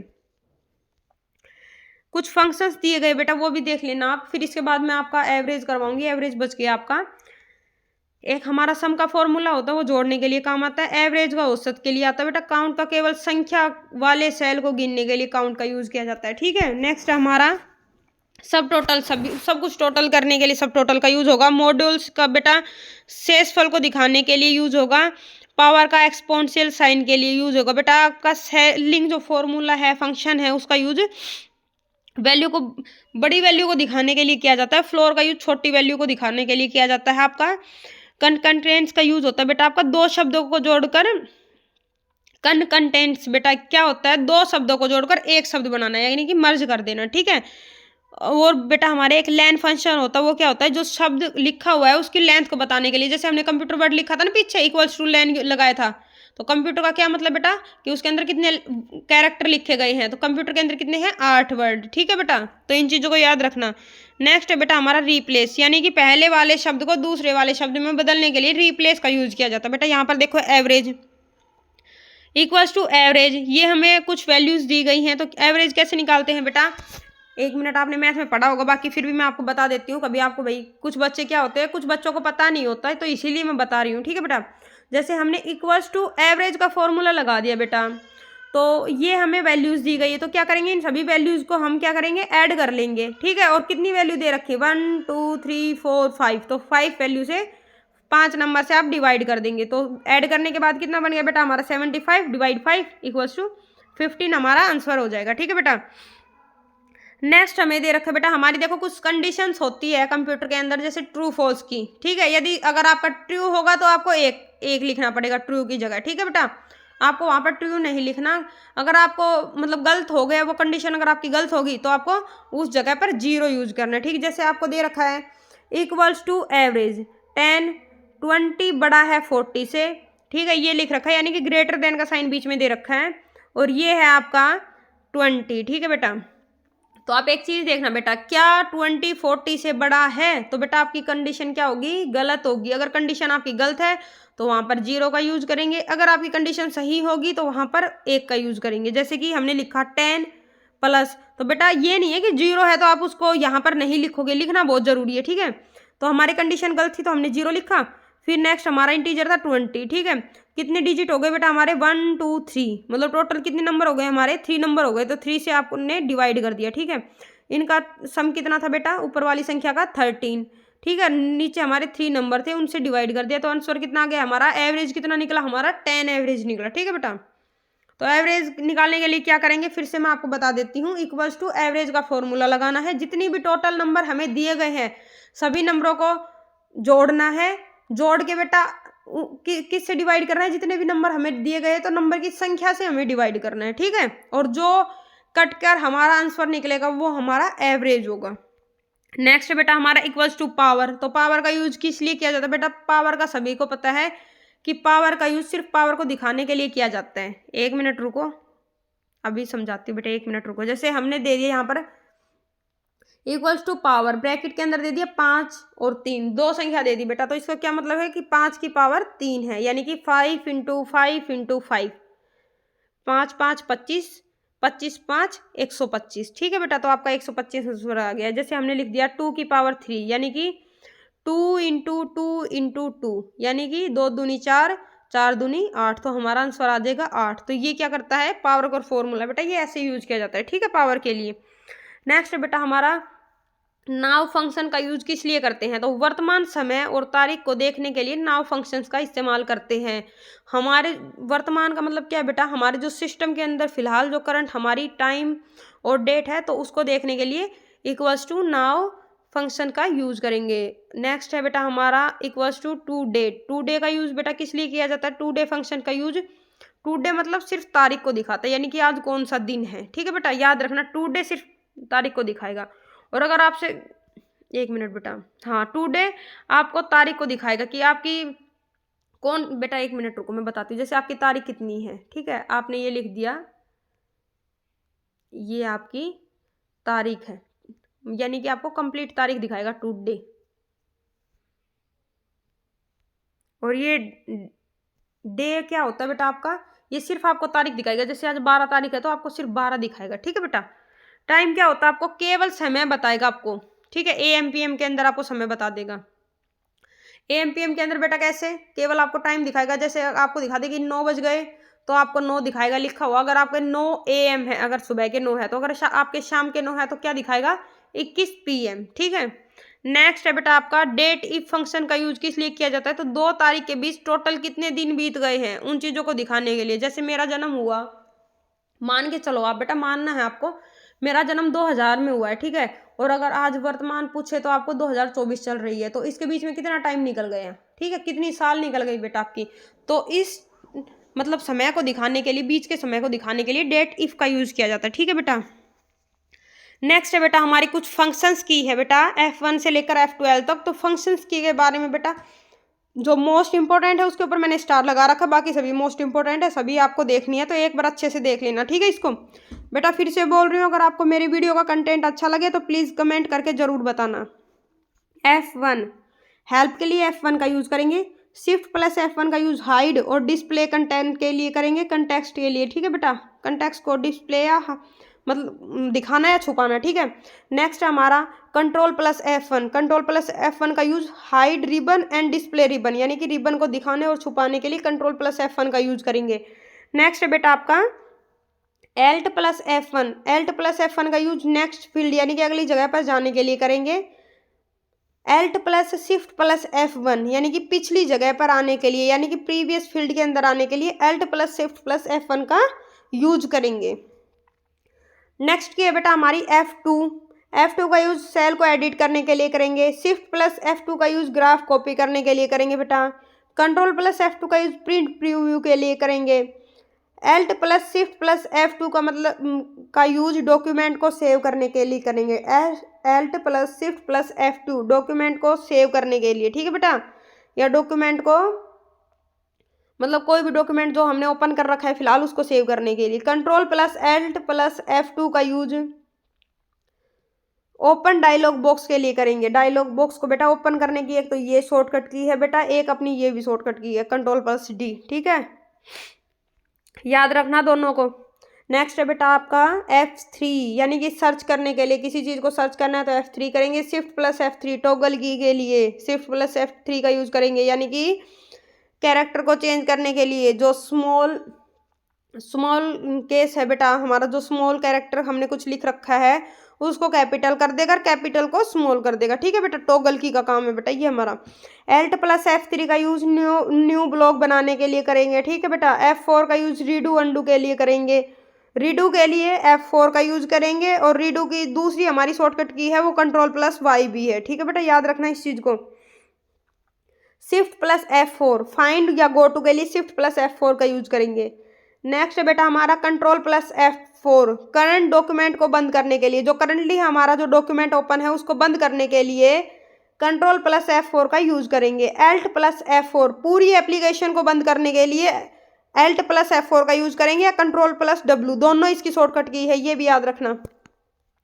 नेक्स्ट है बेटा हमारा F5, अगर विंडो के अंदर F5 का यूज करेंगे बेटा तो ये रिफ्रेश करने के लिए काम आता है। ठीक है, मतलब सिस्टम को रिफ्रेश करता है, जैसे आप उसको रिफ्रेश करोगे F5 को टैप करोगे बेटा आप तो ये रिफ्रेश दिखाएगा। ठीक है आपको, और अगर MS एक्सेल के अंदर इसका यूज करोगे F5 का तो गो टू के लिए यूज होगा। ठीक है, किसी भी स्पेसिफाई सेल या वर्कशीट के अंदर जाने के लिए। शिफ्ट प्लस F5 पिछले काम पर जाने के लिए, यानी कि प्रीवियस वर्क पर जाने के लिए शिफ्ट प्लस F5 का यूज होगा बेटा आपका। नेक्स्ट है आपका control plus shift plus F5, control plus shift plus F5 book mark के लिए। वेब ब्राउजर बुक मार्क के लिए बेटा कंट्रोल प्लस D का भी यूज किया जाएगा, ये चीज याद रखना। ठीक है। नेक्स्ट है बेटा आपका F6 यानी कि documents task pen status bar and ribbon के बीच स्विच करने के लिए या उसको बदलने के लिए F6 का यूज करेंगे। कंट्रोल के साथ F6 का यूज नेक्स्ट विंडो के लिए करेंगे, अगर प्रीवियस विंडो पर जाना है तो कंट्रोल शिफ्ट F6 का यूज करेंगे। ठीक है बेटा, आपकी F7 का यूज स्पेल चेक के लिए करेंगे, यानी कि वर्तनी की त्रुटि की जांच करने के लिए। ठीक है बेटा, नेक्स्ट है आपका शिफ्ट प्लस F7 का यूज थियोसॉर्स के लिए करेंगे, जो हमारा सिनोनिम्स होता है बेटा। ठीक है, समान जो अक्षर होते हैं बेटा हमारा समानार्थ के लिए, तो शिफ्ट प्लस F7 का यूज करेंगे। बेटा ये वीडियो आपके लिए बहुत ज़्यादा यूजफुल है। ठीक है, बहुत अच्छे तरीके से बनाई है मैंने, तो प्लीज़ इस वीडियो को एंड तक देखना बेटा, और कम से कम 2 से 3 बार देख लेना, ताकि आपको सब कुछ रिवाइज हो जाए। क्योंकि पहले तो आप ये बोल रहे थे कि मैम बड़ी वीडियो लेकर आओ, थोड़ा मैराथन टाइप की लेकर आओ। बेटा अब आपकी ये बड़ी वीडियो है, ठीक है, क्योंकि मैन तो इसके अंदर बेटा MS एक्सेल ही है, लेकिन कुछ थोड़ा सा जो MS पावर पॉइंट से जो क्वेश्चन आते हैं, कुछ थोड़ा सा वो भी कर रखा है मैंने इसके अंदर। तो बेटा प्लीज़ आप ये चीज़ याद रखना, इस वीडियो को 2 से 3 बार देख लेना। जिसका MS ऑफिस कंप्लीट नहीं है ना बेटा, उसको तो MS वर्ड की और ये दोनों की दोनों कंप्लीट देखनी है, अच्छे से देखनी है।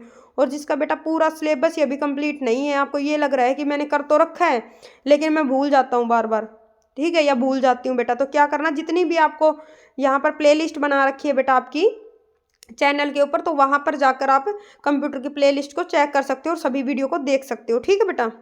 नेक्स्ट है बेटा आपका F8 का यूज़ बेटा एक सेंटेंस आगे की लाइन को सिलेक्ट करने के लिए किया जाता है, ठीक है। शिफ्ट के साथ F8 का यूज़ एक लाइन पीछे हटने के लिए किया जाता है। मैक्रो करने के लिए बेटा Alt के साथ F8 का यूज़ किया जाता है। नेक्स्ट हमारा अपडेट द सिलेक्टेड फील्ड, यानी कि सिलेक्टेड फील्ड को अपडेट करने के लिए F9 का यूज़ किया जाता है। की टिप्स को ऑन या ऑफ यानी कि चालू या बंद करने के लिए F10 का यूज़ किया जाता है बेटा आपका। शॉर्टकट मेन्यू को अगर आपको दिखाना है तो आपको शिफ्ट के साथ F10 का यूज़ करना है। विंडो को अगर मैक्सिमाइज करना है यानी कि बड़ा करना है तो कंट्रोल के साथ F10 का यूज़ करेंगे। अगर विंडो को छोटा करना है तो कंट्रोल के साथ F9 का यूज़ करेंगे, ठीक है बेटा। नेक्स्ट है हमारा ऑटो करेक्ट करने के लिए बेटा हमारा Alt के साथ शिफ्ट के साथ F10 का यूज़ करेंगे। अगर हमें MS एक्सेल के अंदर कोई चार्ट लेना है तो F11 का यूज़ करेंगे, या आपको मूव टू नेक्स्ट फील्ड के ऊपर जाना है यानी कि नेक्स्ट फील्ड के ऊपर आपको जाना है तो F11 का यूज़ करेंगे। अगर आपको बड़ी स्क्रीन करके देखना है तो भी आप F11 का यूज़ करेंगे, ठीक है बेटा। Control plus F11 move to previous field यानी कि पिछली फील्ड पर जाने के लिए कंट्रोल F11 का यूज़ करेंगे, ठीक है बेटा। नेक्स्ट है हमारा विजुअल बेसिक एप्लीकेशंस पर मैक्रो लगाने के लिए किसका यूज करेंगे बेटा, Alt प्लस F11 का, यानी कि मैक्रो ओपन करने के लिए तो बेटा Alt प्लस 8 का यूज करेंगे, F8 का, ठीक है। और विजुअल बेसिक एप्लीकेशन पर मैक्रो लगाने के लिए बेटा Alt प्लस F11 का यूज करेंगे, ठीक है आपका।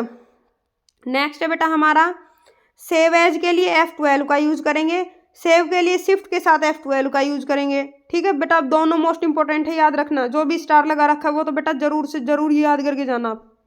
नेक्स्ट है बेटा आपका फ़ॉन्ट डायलॉग बॉक्स फ़ॉन्ट को ओपन करने के लिए कंट्रोल के साथ F12 का यूज करेंगे बेटा आपका।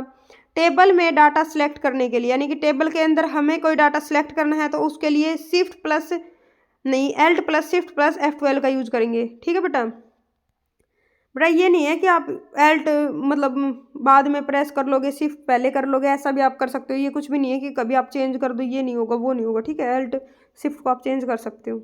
नेक्स्ट है बेटा हमारा MS एक्सेल बेटा हमारे यहाँ पर ख़त्म हो गया। बेटा मैं आपका रिवीजन भी करवा देती हूँ MS एक्सेल का, लेकिन क्या है बेटा बहुत ज़्यादा लंबी वीडियो हो जाएगी आपकी, अगर आप, ठीक है, तो ज़्यादा लंबी वीडियो हो जाएगी, इसलिए मैं क्या करती हूँ अभी आपको MS पावर पॉइंट करवा देती हूँ। अगर आपको ये लगे, अगर आपको फिर भी बेटा अगर ज़्यादा वीडियो लंबी नहीं हुई है MS पावर पॉइंट करवाने के बाद, 10 मिनट का ही काम है बेटा, पावर पॉइंट का तो 10 मिनट का भी नहीं है, तो बेटा फिर मैं करवा दूंगी आपके एक बार रिवीजन, ठीक है।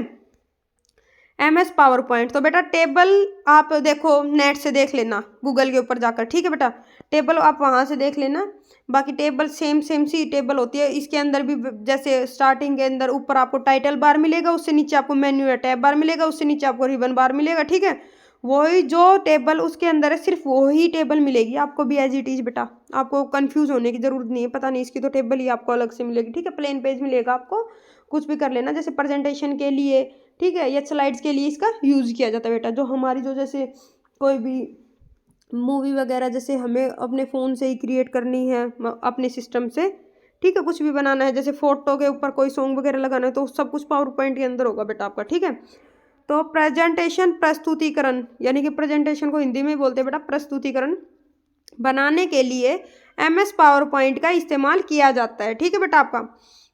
एग्जाम्पल है जैसे आपका स्मार्ट क्लासेस हुई, जैसे स्कूल के अंदर आपके स्मार्ट क्लासेस है, या आपके किसी कोचिंग सेंटर के अंदर बेटा आपके सेमिनार्स हुए, एनिमेशंस फील्ड हुआ, ठीक है बेटा आपका, को बनाने के लिए MS पावर पॉइंट का यूज किया जाता है। अगर आपसे बेटा पूछे कि MS पावर पॉइंट में फ़ॉन्ट साइज एप्लीकेशन कितनी होती है, तो बेटा हमारा उसके अंदर वर्ड के अंदर कितना था, 8 से लेकर 72 तक। इसके अंदर क्या है, जो मिनिमम हमारा 8 होगा, मैक्सिमम हमारा 96 पॉइंट होगा। ठीक है बेटा, 96 पॉइंट। जो फ़ॉन्ट का साइज होता है बेटा वो पॉइंट्स के अंदर मेजर किया जाता है, ये चीज़ याद रखना। ठीक है, फ़ॉन्ट का साइज किसके अंदर मेजर किया जाता है बेटा आपका, तो पॉइंट्स के अंदर। जैसे हमारी हर एक चीज़ को मेजर करने की यूनिट होती है ना, जैसे दूध को लीटर के अंदर मेजर किया जाता है। ठीक है, दूरी को किलोमीटर के अंदर मेजर किया जाता है, तो ऐसे ही फ़ॉन्ट साइज को मेजर करने के लिए हम पॉइंट्स का यूज़ करते हैं। नेक्स्ट बेटा हमारा MS पावर पॉइंट का बाय डिफ़ॉल्ट फाइल नेम क्या होता है। अगर बेटा हम MS पावर पॉइंट के ऊपर काम कर रहे हैं, उस फाइल को कोई नाम नहीं देते, तो बाय डिफ़ॉल्ट हमारी फाइल किस नाम से सेव हो जाएगी बेटा, प्रेजेंटेशन 1 के नाम से। ठीक है बेटा, याद रखना, प्रेजेंटेशन 1 के नाम से आपकी बाय डिफ़ॉल्ट फाइल सेव हो जाएगी। नेक्स्ट है बेटा आपका MS पावर पॉइंट का मिनिमम जूम कितना होता है, तो मिनिमम जूम 10% का होता है। अगर आपसे मैक्सिमम जूम पूछ ले बेटा तो वो आपका 400% का होता है। ठीक है, याद रखना इस चीज़ को। अगर आपसे बेटा बाय डिफ़ॉल्ट पूछ ले तो वो भी आपको याद रखना, आपका बाय डिफ़ॉल्ट 100% का होता है। ठीक है बेटा, देखो बेटा इसके अंदर भी वही है, फाइल हुआ, होम हुआ, ठीक है, इंसर्ट हुआ बेटा, मतलब आपकी जो मेन्यूज़ हैं वो सेम है, रिव्यू व्यू भी है बेटा इसके अंदर। तो एक बेटा इसके अंदर जो मोस्ट इंपॉर्टेंट है, सिर्फ वही चीज़ें उठा रखी है बेटा मैंने, फालतू की चीज़ें नहीं उठा रखी। तो एक चीज़ देखना, एक इसके अंदर मोस्ट इंपॉर्टेंट आपकी मेन्यू है ट्रांजिस्टर, दूसरा है आपका एनिमेशन। तो ट्रांजिशन क्या है बेटा, एनिमेशन क्या है, दोनों को मैं एक साथ समझा रही हूँ, यहीं पर देखना। प्रेजेंटेशन में जब एक स्लाइड से दूसरी स्लाइड में आते हैं तो उसे ट्रांजिशन कहा जाता है। ट्रांजिशन में अलग अलग डिजाइन लगते हैं। ठीक है बेटा, एग्जाम्पल के लिए डिजोल्व हुआ, हनी कॉम्ब हुआ, आपका कर्ल हुआ, कट हुआ, फेड हुआ, को मतलब फोटो फेड, फोटो वो पुश हुआ, आपका वाइप हुआ, ये सभी ट्रांजिशन के ही अंडर आते हैं। ठीक है बेटा, इसके मतलब एग्जाम्पल है बेटा, क्या करते जैसे स्लाइड से दूसरी स्लाइड में आना, यानी कि एक स्लाइड से दूसरी स्लाइड में आना ट्रांजिशन का काम है। ठीक है बेटा, नेक्स्ट हमारा एनिमेशन। जब एक ही स्लाइड में दो या दो से ज़्यादा पिक्चर्स, टेक्स्ट, ऑडियो, वीडियो आदि लगाए जाते हैं तो उसको एक ही स्लाइड पर डिज़ाइन करके दिखाने के लिए एनिमेशन का यूज होता है। देखो बेटा आपको एक चीज़ बताऊँ, चलो आगे बताऊंगी, लिख भी रखा है वहीं पर बताऊंगी आपको।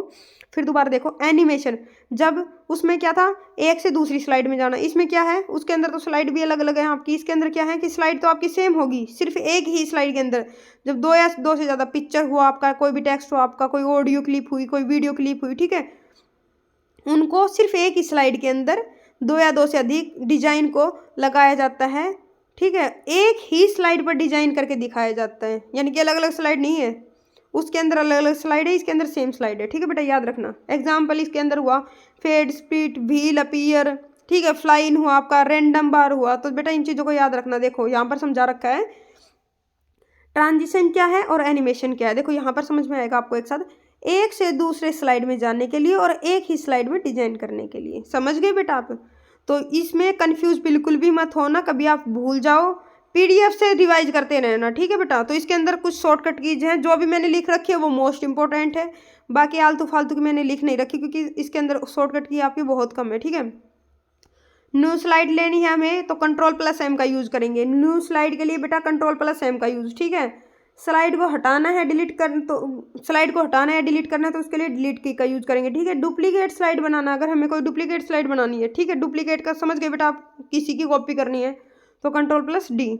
नेक्स्ट हमारा स्लाइड शो, यानी कि स्लाइड शो क्या होता है बेटा हमारा, जैसे हम फ़ोन के अंदर भी स्लाइड कर देते हैं बेटा, हमें फ़ोन के अंदर जैसे 3 डॉट्स का ऑप्शन मिलता है फोटो के ऊपर, जैसे उस डॉट को क्लिक करेंगे बेटा आपको एक स्लाइड का ऑप्शन मिलेगा, काफ़ी सारे ऑप्शन मिलेंगे बेटा, डिलीट का भी, एग्जिट का भी। ठीक है, तो आपको एक स्लाइड का ऑप्शन मिलेगा, जैसे ही आप उस स्लाइड के ऊपर क्लिक करोगे बेटा, आपने जो फोटो प्रेजेंट टाइम में ओपन कर रखी है उसी फोटो से आगे की सभी फोटो ऑटोमेटिक चलने लग जाएंगी बेटा। ठीक है, आपको चलाने की जरूरत नहीं है, उसको बोलते हैं स्लाइड शो, यानी कि प्रेजेंटेशन में फुल स्क्रीन पर एक के बाद एक स्लाइड को चलाना। ठीक है बेटा, तो करंट स्लाइड शो, यानी कि एक जगह से स्लाइड शो करने के लिए हम F5 का यूज करेंगे। जैसे हमें स्लाइड शो करनी है तो सिस्टम में F5 का यूज करेंगे, लेकिन वर्तमान स्लाइड से स्लाइड शो करना है बेटा तो वर्तमान से क्या करेंगे बेटा, Shift+F5 का यूज करेंगे। जो हम हमारी जैसे जो स्लाइड चल रही है वहीं से अगर हमें कोई स्लाइड चलानी है तो वहाँ से Shift+F5 का यूज करेंगे।